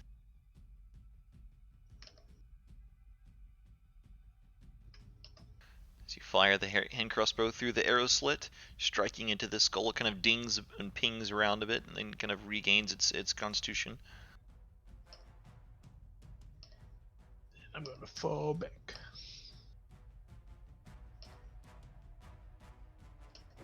That's my turn.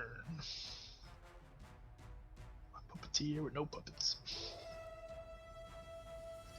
I don't have an API. Anisha, your turn. I do have something.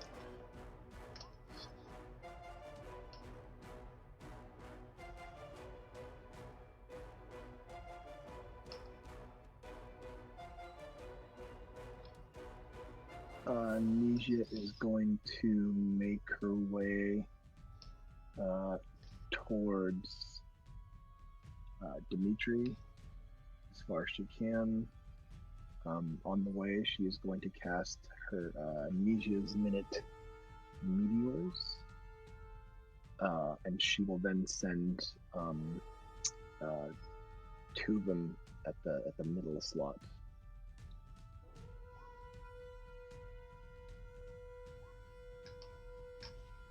Yep, those saves. So only half damage. So 7. And what kind of damage is it? Cold? It's gonna be cold damage is what we.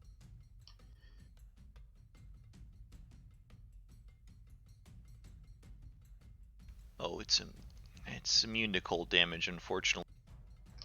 Oh shit! As you fire your spells, it hits into the flame skull and it kind of erupts around it. But the green flame seems to evaporate all of the meteors before it reaches it. Oh damn. Okay. Shit. Okay, well, I got 4 more of those that aren't gonna do a whole lot. Alright, I will pass turn. I need a death saving throw from Rudolph. That's a pass. The old man, get out of my temple! You're not welcome here, strangers! And he's running dangerously low on spells, or effective spells.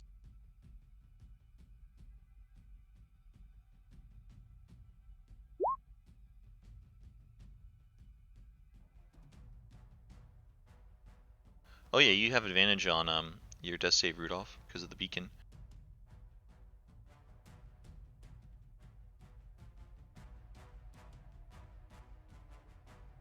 He's gonna actually cast magic missile at a higher level.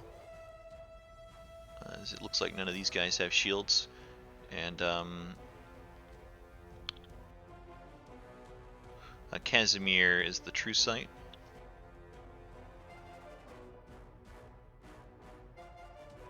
So one magic missile straight for Casimir. It's at a higher level, so it's times 4. So 7 force damage straight for Casimir. Do you want a shield?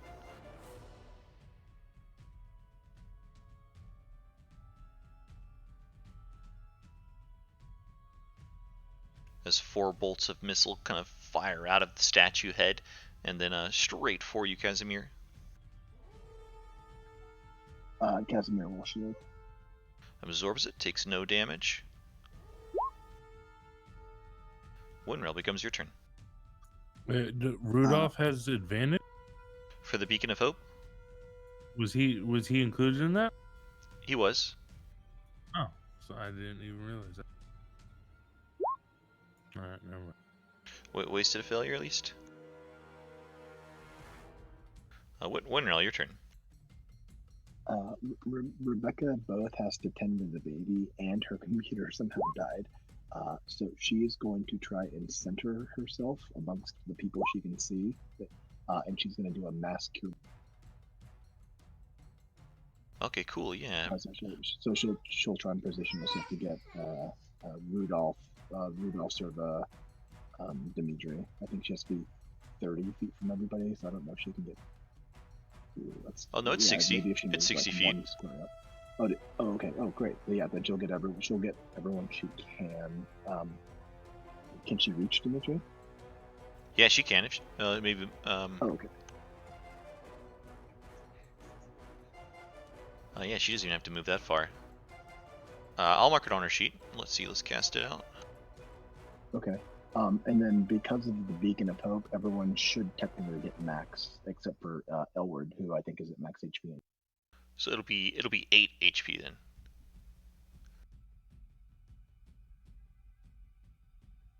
And Rudolph wakes back up. I assume Nizia and Casimir don't get the benefit because they're invisible, so she can't target them. All I have to do is be able to hear, so they do. Oh, really? Oh, okay. Oh, sorry. Rebecca is trying to whisper to me because she's tending to the baby. She said she'd like to cast it at whatever the highest level possible. She.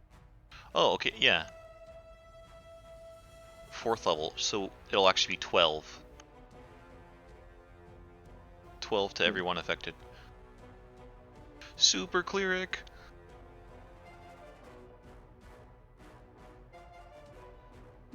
That 12 HP, double almost my max. It applied. It looks like Winrail has HP, full HP already, so it would have applied to her too, I believe. Cool. And then I think pending in the move, she moved up, so I think that's all she can do. Maybe she might move back to try and get a little bit of cover. I'm not sure, just to get away from grouping because of the fireball. Yeah, and then that would probably end her turn. Becomes Service turn as the emboldening words of Winrail gives everyone a bit of extra life. What does Serva do?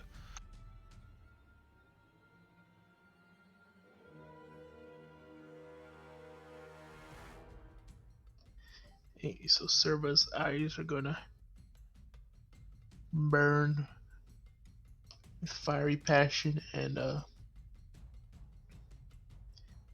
anyone who isn't an ally within 30 feet, as long as they can see Serva, which I'm pretty sure that person inside the statue can, has to make a wisdom saving throw or be stunned. Oh, nice. Within 30 feet? Oh, sorry. Cool. So the flame skulls won't be affected. Yeah, but the Arcanal 30 feet, yeah. The old man will. It is what kind of save? Wisdom saving. Wisdom. Oh, Sorry, man. That was a cool ability, though. I see you. You don't scare me, whippersnapper. I've seen more dangerous than you.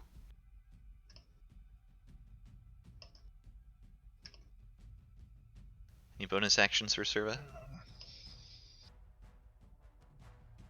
I mean, she stood at the foot of the statue a few times as it's unshrouded. It doesn't look like there's looks to be any point of entry from the front side of the statue.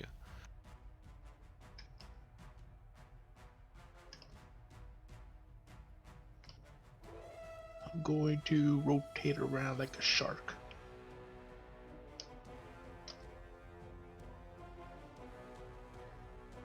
Try to look for a way in, but if I can't, then it's my turn. Yeah, you don't see it yet. I'll have to take an action to look around. Look around. Cool. Go ahead and is the done button broken at this point? Yeah. Okay, cool. All right, this flame skull's gonna go. I think this one. Can it see anybody? 1, 2. It can't see anybody. Oh no. Well, Rudolph is prone. It doesn't know Rudolph is back alive. And Rudolph's light might have even dropped as when he fell down unconscious. Casimir. It's not concentration, so I'm not sure. Yeah. It doesn't know Rudolph is up. So it's gonna go. It's gonna hold a magic missile if it can see anybody.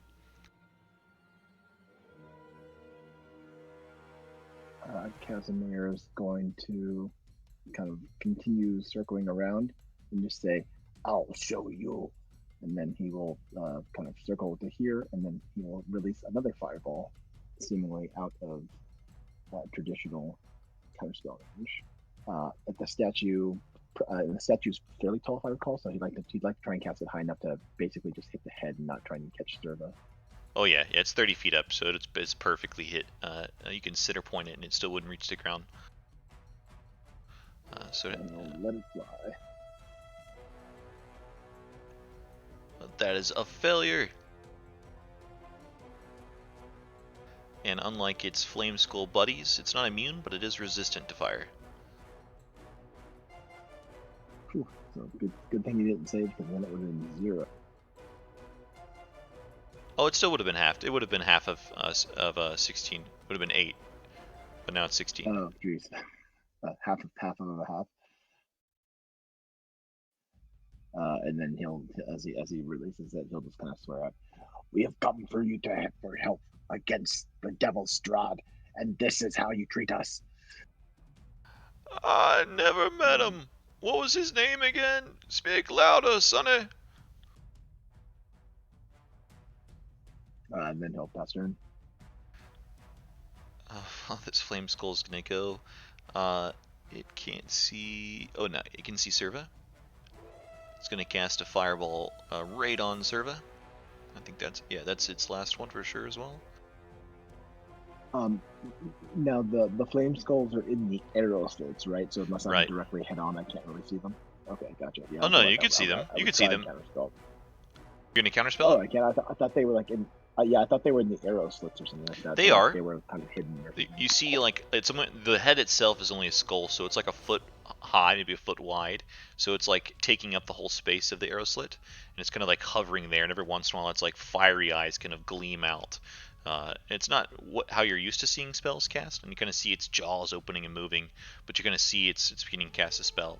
But you can totally see it. In fact, it's quite light. It's bright, Okay, and yeah. it's giving off light. Oh, okay. Gotcha. Yeah, I would very much like to attempt to counterspell it. Yeah, success. Go for it. And you give like the old kind of and the fireball fizzles out. And Dimitri.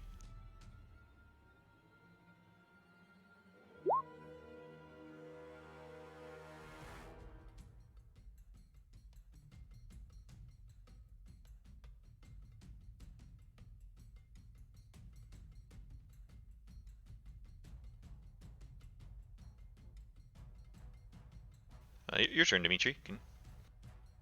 Sorry.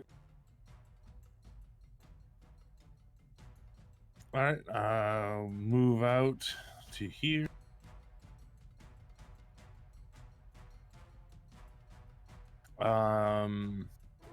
Yeah, take a couple more shots at the southernmost flame skull. Looking for 19. 19 or higher. Come on, I have a +8. I can do this. Hey!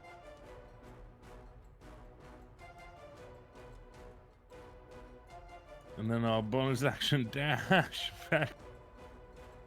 Bonus action dash back underneath. And yeah, that. Pretty sure that's all I can do. Like, I don't. Yeah, that's it. Boom, boom. Alright, that flame skull is hurting. And can it see anybody? No, it cannot, and it hasn't seen anything. Elward.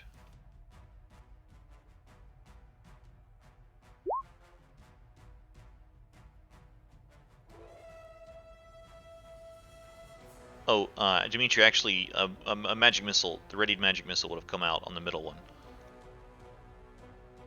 Okay. For 12 force damage. Half my remaining HP.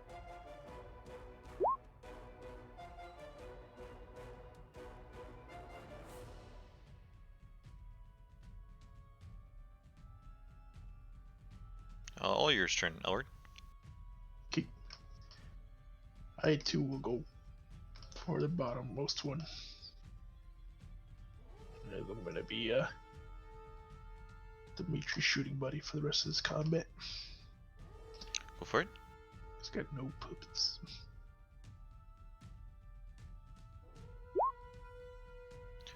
Oh, so close. It's gonna have to use its shield, E. but it becomes a miss. Fall back. Sadly, no. Oh, never mind. That one is out of first level spells. Oh, That is a hit. yay. Nisha, becomes your turn. Nisha, understanding that the last the flame skulls didn't do much, will use her bonus action to send two of her meteors just into the eye sockets for hoping to hit something, but not much else to do with them. They explode in like 5-foot radius, don't they? Is that wrong? 2 meteors streaking to the point of 120 feet. Oh yeah, each creature within 5 point of where the meteor explodes. So yeah, within 5 feet. Yeah, you can aim them up through those little eye sockets, maybe one through the left eye, one through the right eye, and they both make it through. And let me give you some dex saves.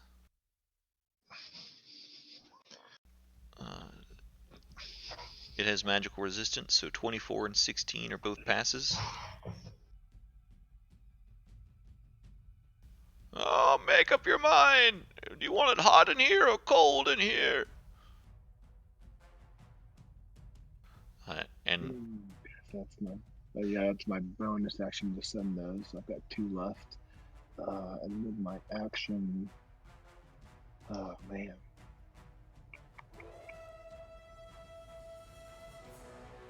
With my action, oh that's right, ice doesn't hurt those fuckers. Crap. Okay. I can't do anything to those guys. That's great.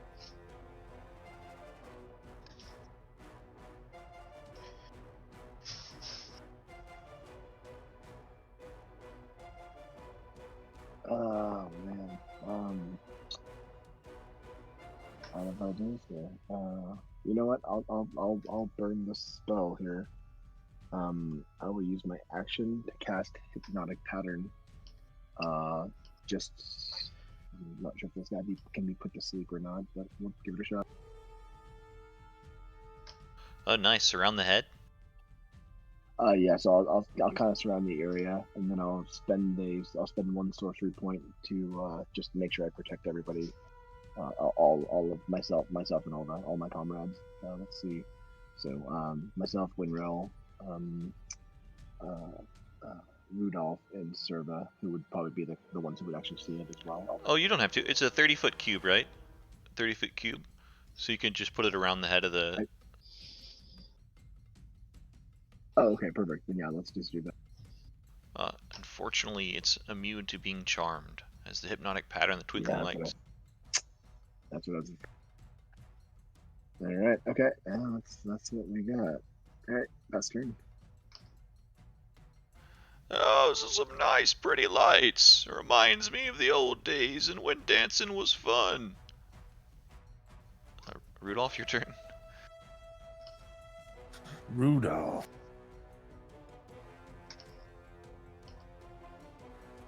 Rudolph is going to take his ball and go home. Is the light still on him? Yeah, we'll call it still on. But he's prone. He'll get up and then spend half his movement to get behind the statue. And I guess look to see if he sees like an opening, a way to get. Yeah, sure. You can be a perception or investigation. It'll take your action to kind of search over it. You don't see any obvious openings. That is good. That's perfect to find it, actually. What you find like this little, it's kind of like a little button underneath, one of the ruffles of this stone cloak, and you push it, and it reveals an opening that leads up to the top of this spiraling staircase that seems to lead up to the head. He will draw his sword, his cane sword. He has no more movement, but he's going to draw it just in case, and then he'll yell out to the group, "There's a door back here," and then that's his. And I'm gonna go ahead and reveal that token. What are you doing? Get out of the temple! You're not allowed in here!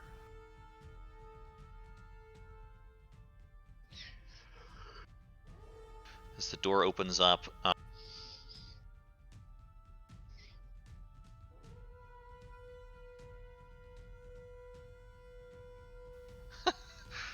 yeah, the Arcanoloth is going to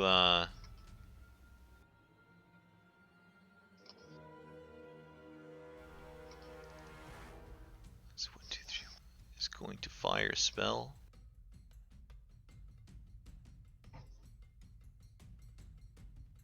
Probably at Casimir again.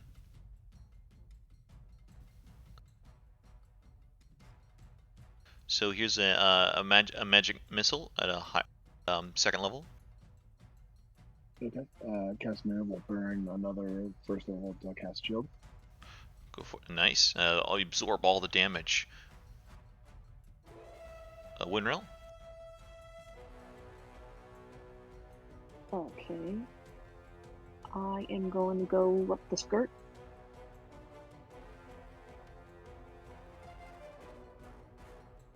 I'm sorry, what are you going to do?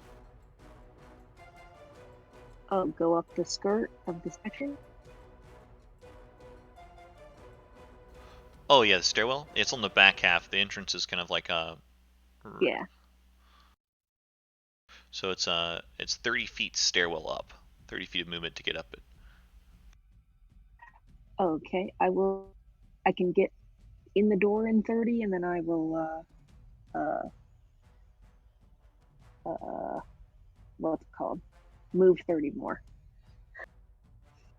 As you meddle all the way up to it, you see this fox-like humanoid carrying several scrolls, wearing aged, decrepit purple wizard robes, kind of turn and look. What are you doing? You're not allowed. Get out of my home. This is what you see.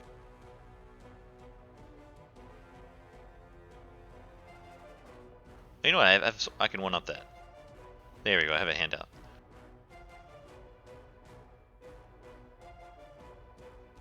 Cool.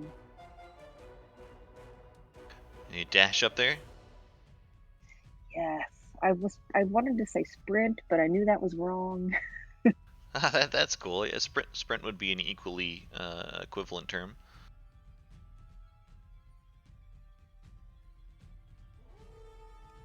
And I will cast spiritual weapon. Oh, nice. Yeah, bonus action. Go for it.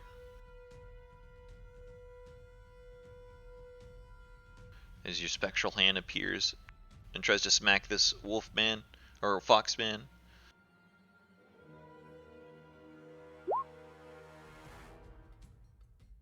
Nine, unfortunately, is not a hit as he dodges to the side. Quite spry for an old wizard.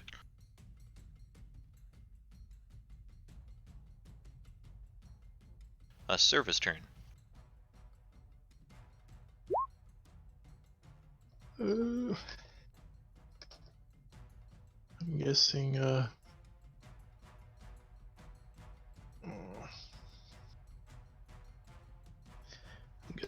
Winrow's like in front of him on top of the ladder, so I wouldn't be able to get him, right?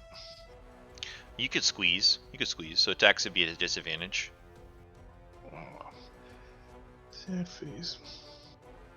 Serva has reach too. She has a glaive. Oh. So she'd actually just be down the steps a bit and reach. Alright, I'll do that then. I'll be behind Winrow and poke over her.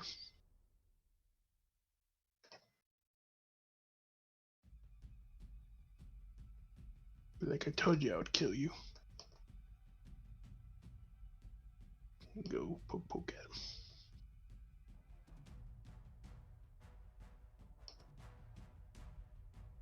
Poke. Oh, nice. The first one is certainly a hit. Sure.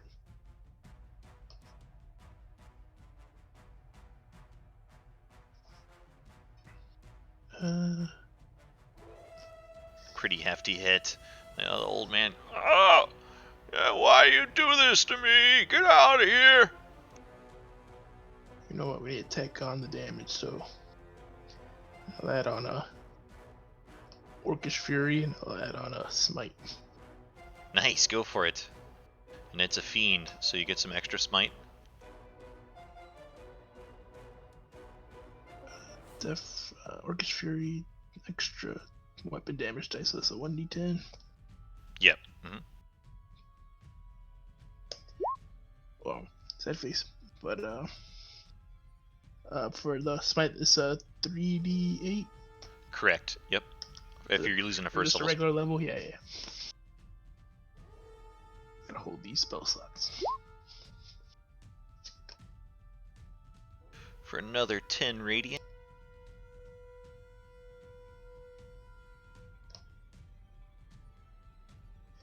And he looks pretty roughed up by this massive blow.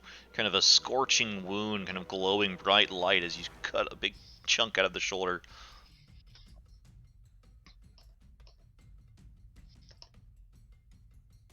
Told you this would end and you die. Guess Flame Skull's gonna go. Does it see anybody? It does not. It'll just hold. No, it's not a first level spells. It'll hold a fire ray for the next target it sees. Casimir.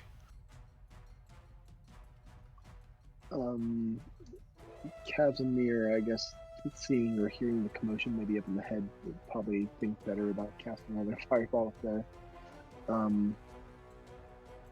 Instead, he is going to. Oops. Take a motion over here, and he is going to let loose a level.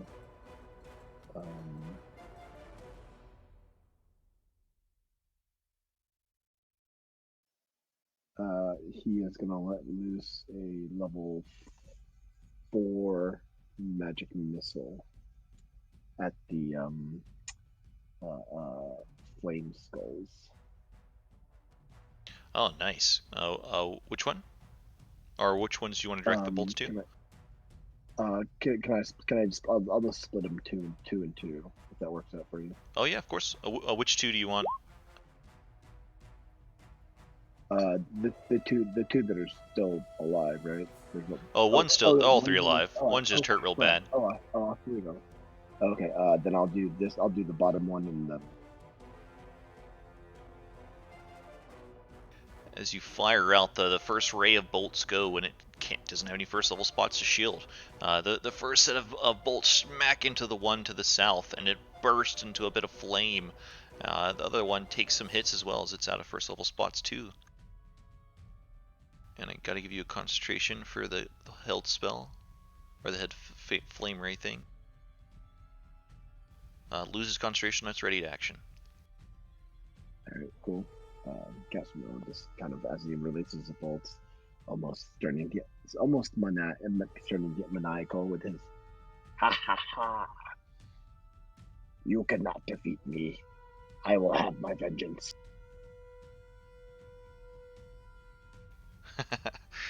Very nice. The flame skull is gonna I can't see anyone. The bulldog, can it see? No, it can't. It'll also just ready a flame ray. Dimitri.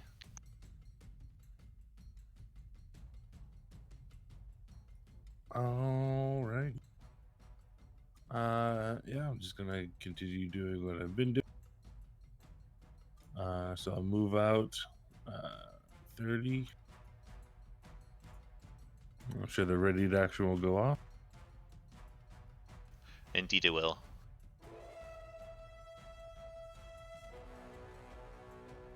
A 13 is a miss. It's a miss. And then 2 shots at the middle one, seeing that the bottom one is 22's a hit. 23's a hit. You're looking at it. Let's see. You need at least to be at 15 now. Huh? It doesn't have a shield, so you need to beat 15 now instead of 18. Okay. And then bonus action dash back under, and then that is Dimitri's turn. Oh, I forgot to use my grit points again. It is quite hurt. Though it looks kind of beatered up. That flame just barely still ignited.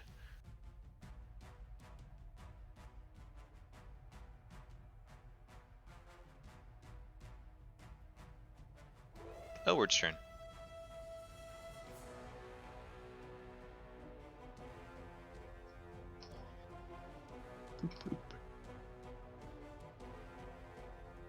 Go over here. Take any ready actions if there is any. Nope, not anymore. Not anymore.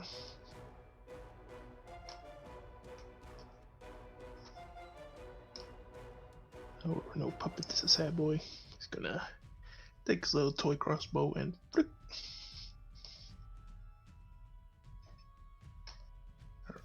Wow. Describe the kill. Oh man. Since Elward has no puppets, he's literally been target practicing with this toy crossbow that he got from Happy Jack's tent.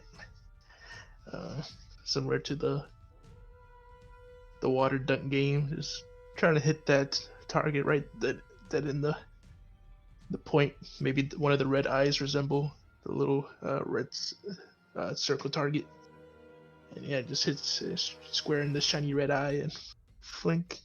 The skull falls down like it would the water dunking machine. Very nice.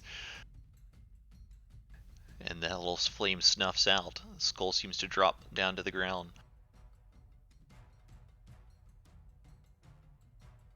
Head back with Dimitri. Give him a thumbs up, and that's the turn. So the button store. There we go. Cool. Nisha, your turn. Well, Nisha happens to still have these two little ice shards floating around her, and she is, since she almost died to this asshole, she is going to go ahead and spend a sorcery point to send those 2 shards up there, but protect Rudolph, Serva, and Winrel, since she doesn't know exactly who might be up there. But then she'll send 2 more, 1 more up the left eye, 1 more up the right eye. Nice. Both will be passes. Magical resistance. So he has advantage on those saving throws. And 3 and 5. So 1 and 2. 3 damage. Sorry, man. Sweet. That's the bonus. And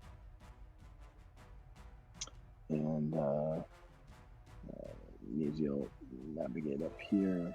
And even though she knows if I won't do anything, she'll cast a Ray of Frost up at the Flame Skull. The last remaining Flame Skull. That's not it.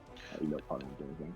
Yeah, as it fires out, the Ray of Frost kind of evaporates before it ever reaches the skulls. The flames kind of burning it out. Immune to cold. Bam. Yep. Bam, bam. Alright. And Rudolph's turn. Yeah, Rudolph is. Can he get up the stairs, or is Winrel is? He can squeeze, because since Serva's not squeezing with Winrel, he can squeeze up beside her. Can I squeeze into? Oh, okay. Oh, she's in the tower. Winrel and Serva are in. It's kind of, but they're in a line. But you could squeeze up next to Winrel if you'd like. No, I'll stay. Rudolph will stay down here. He doesn't have any range stuff, but he'll stay down here and just get ready to help it in whatever way he can. But for right now, he'll just take the dodge action. This old wolf-looking wizard kind of turns. Fine. I'll see you guys again. Don't break anything. And you see him kind of teleport. Uses his action to teleport. Oh man. Come on. Man, I was gonna kill. Sorry. yeah, 60 feet to a place. 60 unfortunately, feet. Yeah, up to. Nisia's out of spells. I don't suppose Casimir is close enough to kind of spell that. I think if you can even see it, I think we agreed that we couldn't see the ice block. It says 60 feet to an unoccupied space he can see. Right. So I'm assuming So he's going to we teleport down there to the ground, and then he'll use his movement, and he'll actually fly. He's not like, you see him. He's not walking. He's like flying 30 feet up to over there, and that's him. Winrel, as you were right next to this Arcanoloth, or this old foxy wizard. Wait, pause. I get an attack of opportunity. Oh no, because he teleported away. Yeah, but isn't it a spell? Oh, do you have Mage Slayer? Yep, I literally never used it the entire game. I always forget. It comes up. Yeah, go for it. You totally do.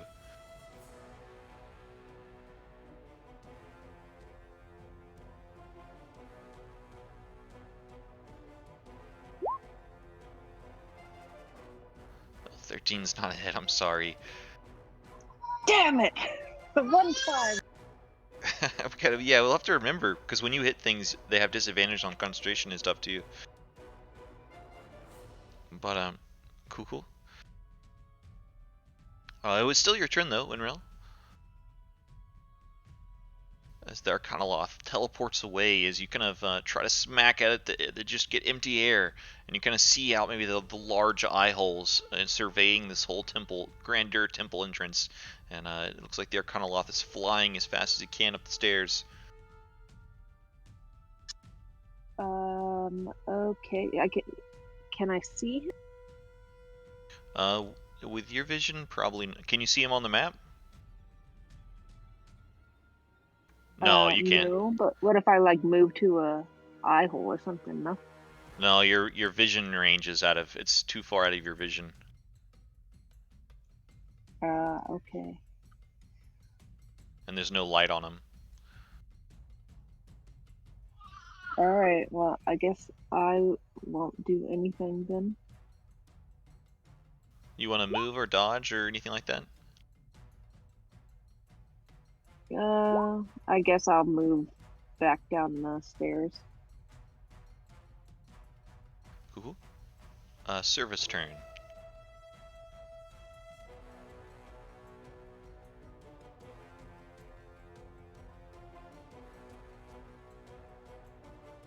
So Serva's about 25 feet up since she was behind Winrow. I'll have used my bonus action to move my weapon also, I guess. Cool. You with us, Elward? Yep. Let's see.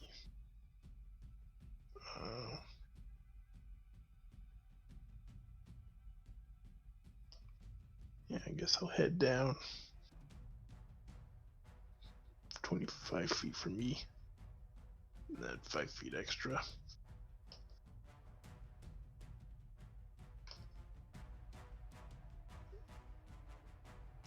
Then I don't know if I have sight because I'm sharing sight with a lot of people. Nah, probably not. Okay. No, she doesn't see it. Okay, then I'll just look frustrated and angry and kick a rock and take the dodge action in case that last fire skull attacks me. Cool. Oh wait, if I would have came down to see Rictavio hurt, I would have lay on hands him for 20.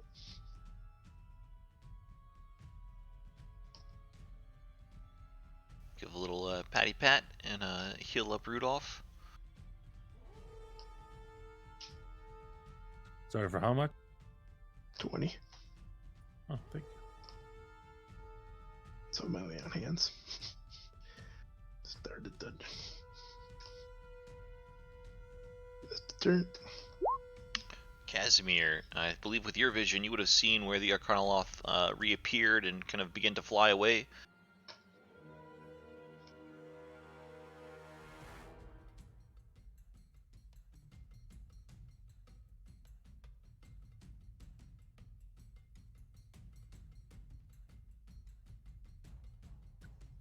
He will cast a firebolt.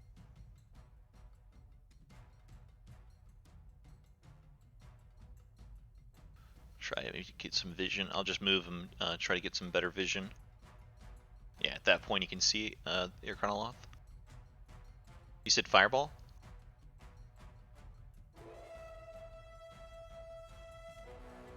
Did I hear that right? Fireball? Yeah.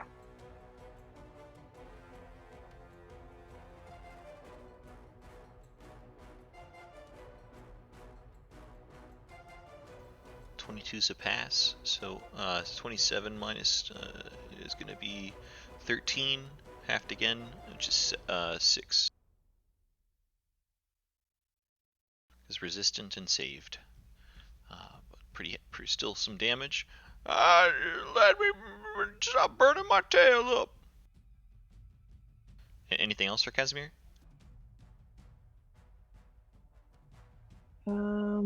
I guess maybe he'll move towards the guy. Yeah, Max movement. I already did 30 feet, so he could get eyes. Gotcha. That's it then. Okay, this flame skull will go, and let's see.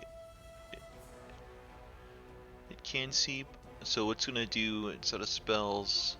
It's gonna fire the fire ray twice at Serva. I believe both those are miss. Dimitri, your turn. All right. Having seen that thing teleport and then fly away, everybody else chasing after it, I will move out. I can see it, and I will. I have 2 rounds left. Perfect.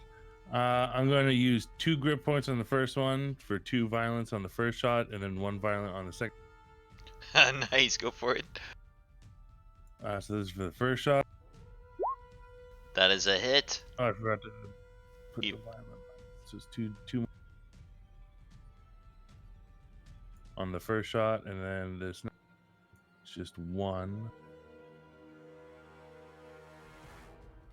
That is also a hit. Is that the full damage? So yeah, total of 13, 20, 22 total. Still up. No, is he concentrating on me? Nope. Teleported and then just flying. Natural fly speed. Oh damn, he's got natural fly speed. All right. Yeah, unfortunately, I don't have my action surge left, so I will. You know what? I moved. Where was I? Let's see.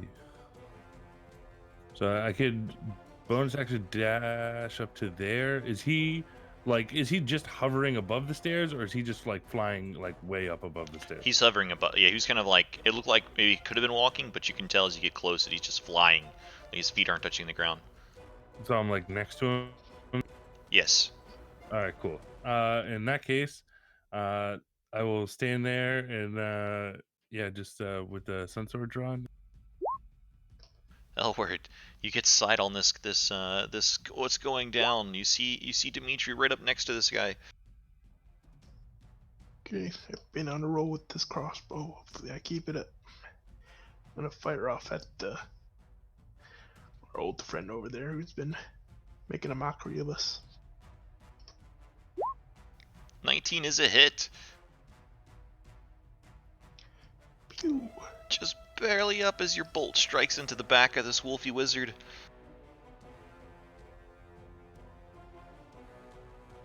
Still got more where that came from, and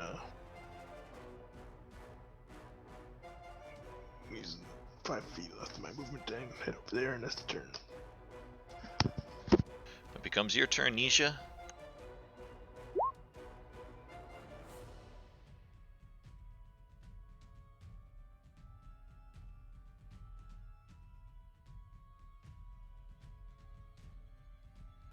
Are you with us, Nisha?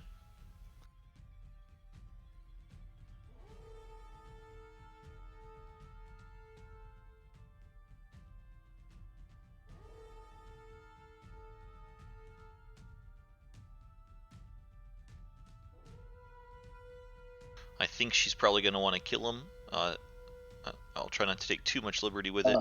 Oh, go ahead. No, please go ahead. It looks like you're pretty low on spells, but I'm gonna go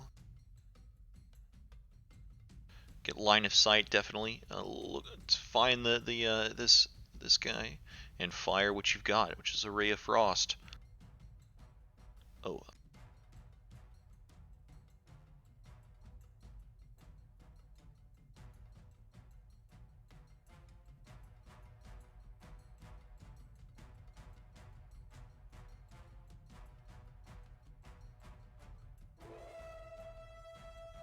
Oh, there we go. Hey! Oh, actually, he might be resistant. Yeah. Oh my god! He has 1 HP as the Ray of Frost fires out, and it strikes directly into the back of this Arcanoloth. This isn't the last of me! He's still moving on. I don't think Nisha has any relevant bonus actions. Rudolph. Rudolph is going to move over here and unfortunately do nothing of value, but he will dash because he has no ranged attacks. And then that is Rudolph's turn. Because you can't see Nisha, Elward's fine. You can't reach Dimitri. He doesn't have any range stuff? Nah, he has 0 range. Y'all should give him a bow or something. He has no crossbow. I just realized that. I thought he would have had a cantrip, and none of his cantrips are ranged either. I'm sorry.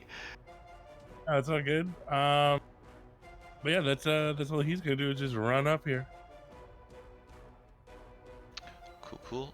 The Arcanoloth is gonna go. Attack of opportunity. I'm trying to think what it would do. What it doesn't have Misty Step. It's gonna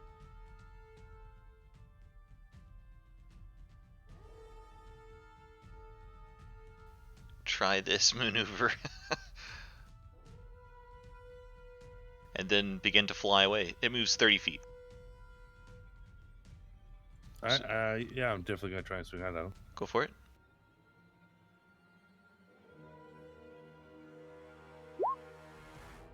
That is a hit, so roll your d20.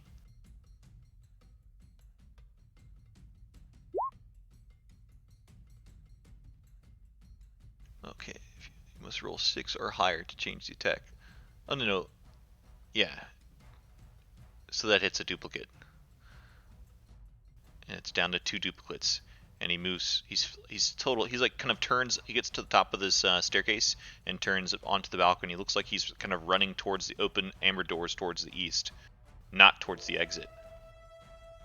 Okay. Winrel, your turn.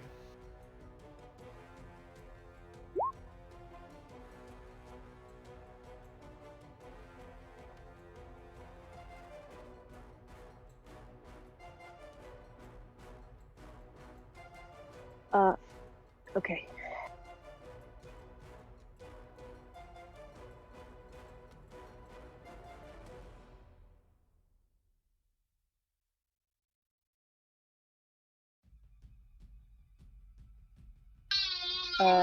Can I see him for magic missile? If so, that's what I'm gonna do.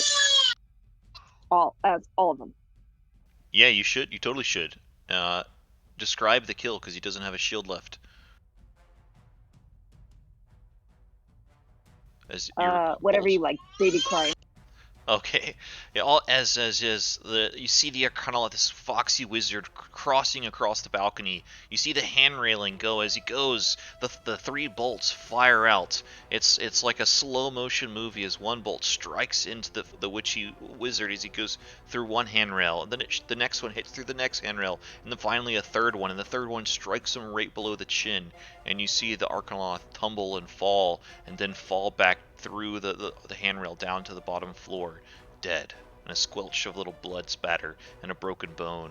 And he does not have the help me get up old person beeper. Should have invested in one.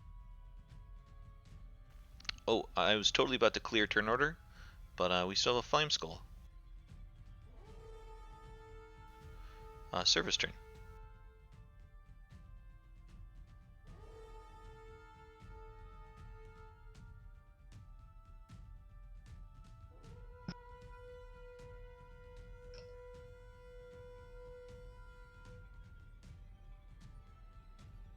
What does Serva do in this situation? She kind of sees Arcanoloth die. It looks like the Flame Skull is kind of, its intensity is kind of is lessening a bit.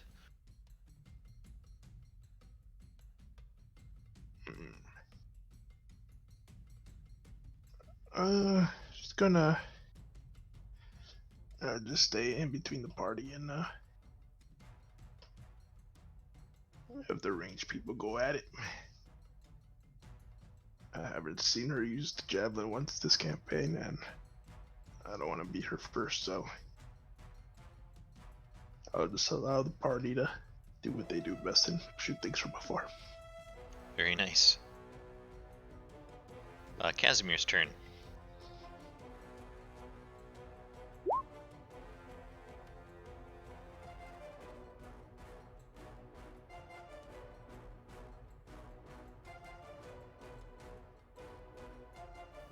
The baby might still be an issue for them. Kind of seeing the effectiveness of the spells that have been cast so far towards this creature. He's gonna cast he's gonna cast a magic missile at a high level. Let's see, he'll cast it at level 4. So it'll be 6 bolts. Ooh, 27 damage as all 6 bolts strike into this flame skull.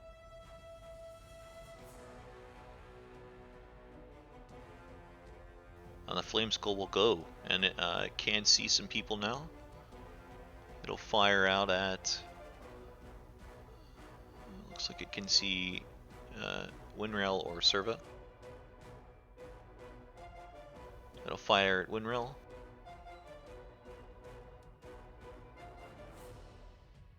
Both misses. Dimitri, becomes your turn.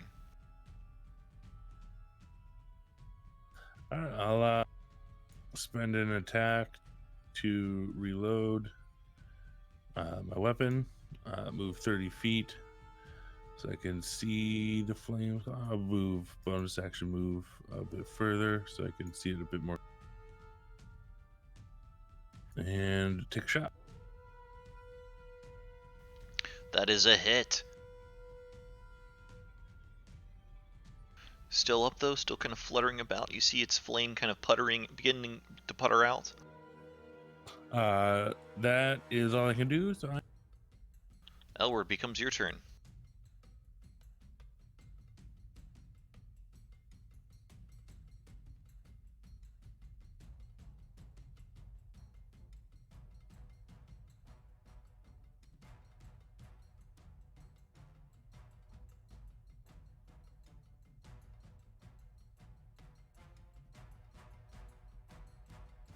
With this, Elward?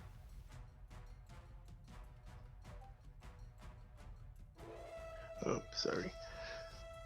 I'm having some technical issues with my computer I've been trying to fix. Okay.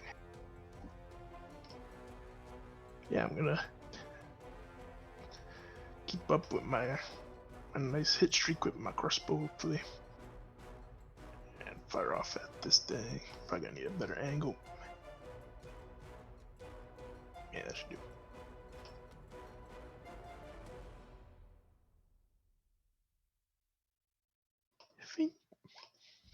That becomes a hit. That is perfectly what you need for a hit.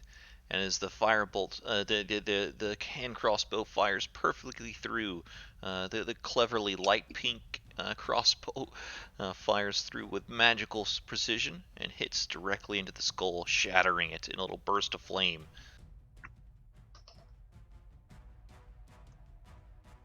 Ooh, and you guys made it. Congratulations. That will end combat. A very incredibly deadly combat. I can see why that ends up at a TPK. Yeah. That was the first fight. Yeah, how do we know that's the part that is the TPK? I mean, there might be other fights in here, but just having something you can't see just raining area of effect spells down, plus the 3 flame skulls fireballing. Yeah, that's Yeah, that fight is totally effed up for a danger level. and Arcanoloths are no friggin' joke. Good news, you guys won, and your total experience for that encounter is 1,814 apiece.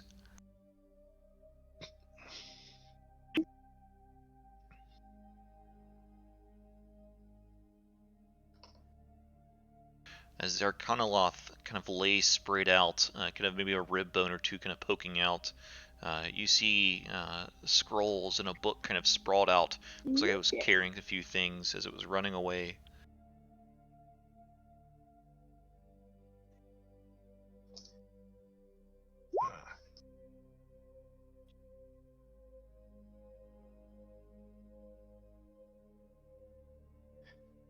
I'm gonna have to keep my EXP tracked on the chat.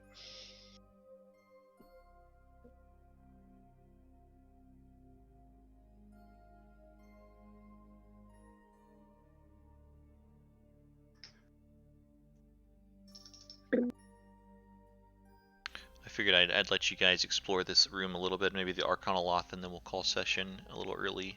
I know we started kind of late, but that was a pretty intense battle. I'll check out the Arcanoloth. Like, what is that?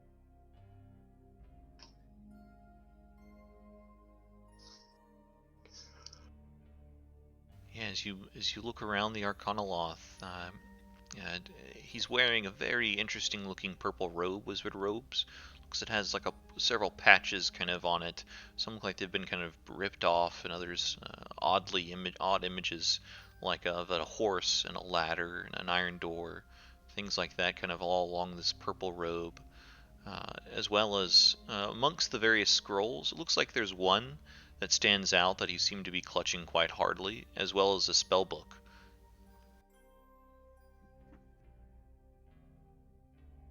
So spellbook. Let's write them down here for now.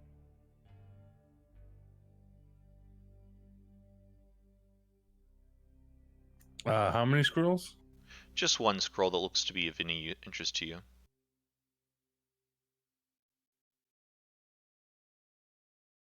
And a purple robe.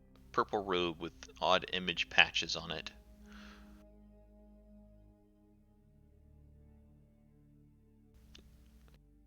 So one spell book, one spell scroll, and the purple robe.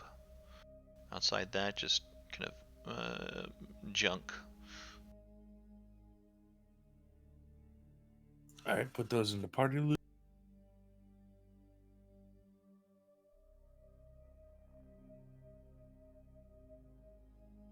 Crazy. I'll go, I guess, explore the head of the wizard. Like make my way up into the statue and see if there's.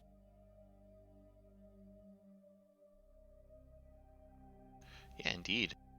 As you come to the little lair, it's the statue itself is 40 feet tall, but like where the eyes are, they're only 30 feet up. It seems to be carved out of granite on the inside, and it as you look it over better, you can. It looks like Winterell, if you want, you can give me a religion check to see what the statue's about, as you kind of see the face and everything. But inside the hollow head is it doesn't look like there's really much except the wide eye holes and kind of looking out onto the temple floor and the balconies above. Okay.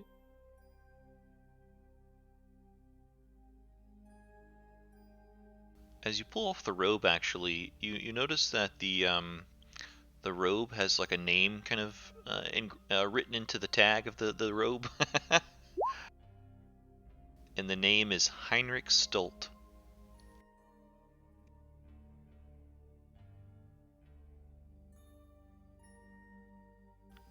You're not sure what the name of the god is, Winterell, but in your time of Barovia, maybe before all of like the darkness kind of your werewolf and stuff, you heard about some of the deities here in Barovia, and this is reference to what is only known as the God of Secrets.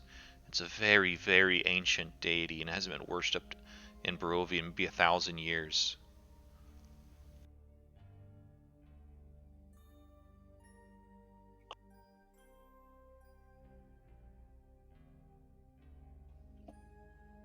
So that was a fox.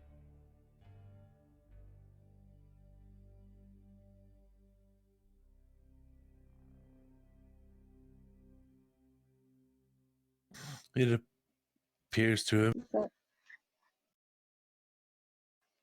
Am I the only one that thinks that's strange? Not for this.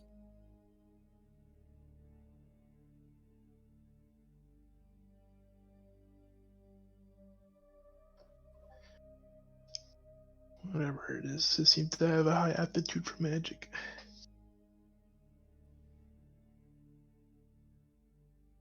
We have to be careful with people like them now. We've come across a lot of spellcasters these past couple of days. Should be wary.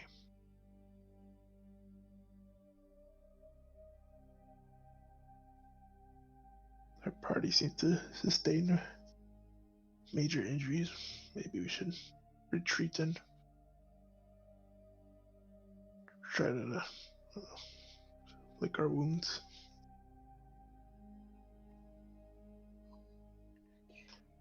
Yes, I would tend to agree. Yes. And it's probably for the best. We don't know what else this place has. And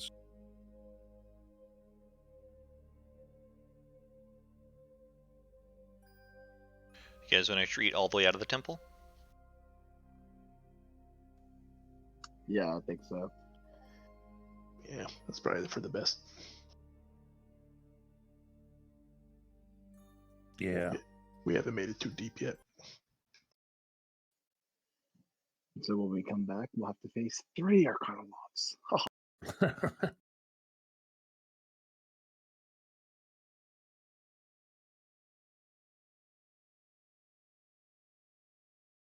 Yeah, you guys leave the temple and you search about half a mile away. You find a bunch of rubble and ruins, or maybe an outpost, or maybe a little small village once existed. Looks mostly left alone, mostly forgotten in time. A little bit of snowdrift, but it offers a bit of cover, a bit of shelter, and maybe a place to rest. Uh, Dimitri, do you mind rolling a d20 for random encounters? Of course, now I roll high. It's still daytime, so you're lucky that it's not going to be a random encounter. But do you guys want to do a short rest here or a long rest?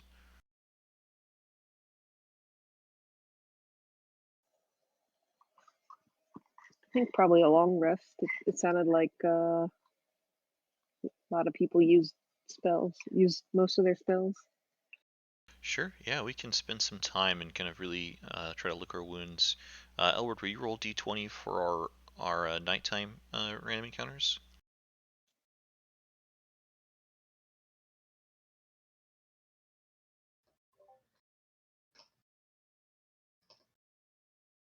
And Nija, I'm going to go ahead and give you an extra 500 XP for this session. For you always roleplay uh, Casimir really well, and I'm glad you give that.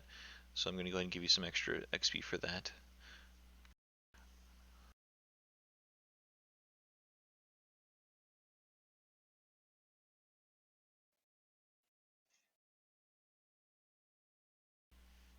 Elward, do you mind rolling a d20 for our nighttime encounters?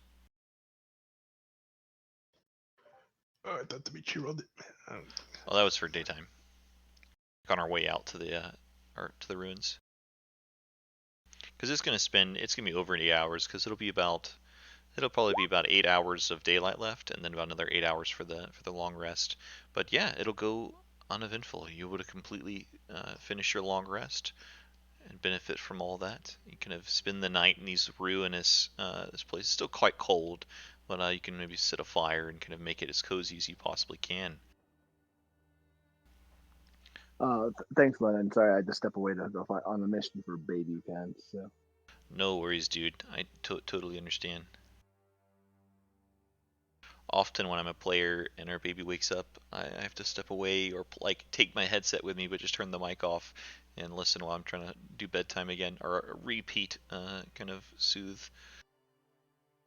So totally get it. Hope you guys had fun. I know that was super intense. I'm sorry for having to say sorry so much that fight, but you guys made it. Everyone's still alive. Woo! Yeah, you're rolling too high, Yep. Lennon. You need to stop. Yeah, that was What was that first attack? A 57 chain lightning? Yeah, 59 Yep. chain lightning. Yeah, we got lucky after that, basically.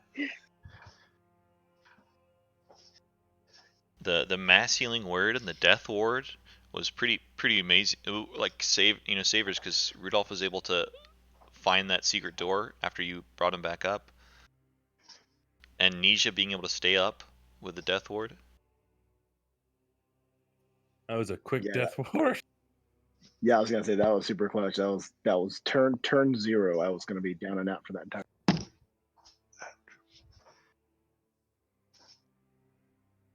That would have been a deadly fight to go down, because magic missiles might have hit you and like just killed you. Yep, totally. Yeah, or even if it was just like, they you were still down there doing fireballs, you get caught in the fireball. Right.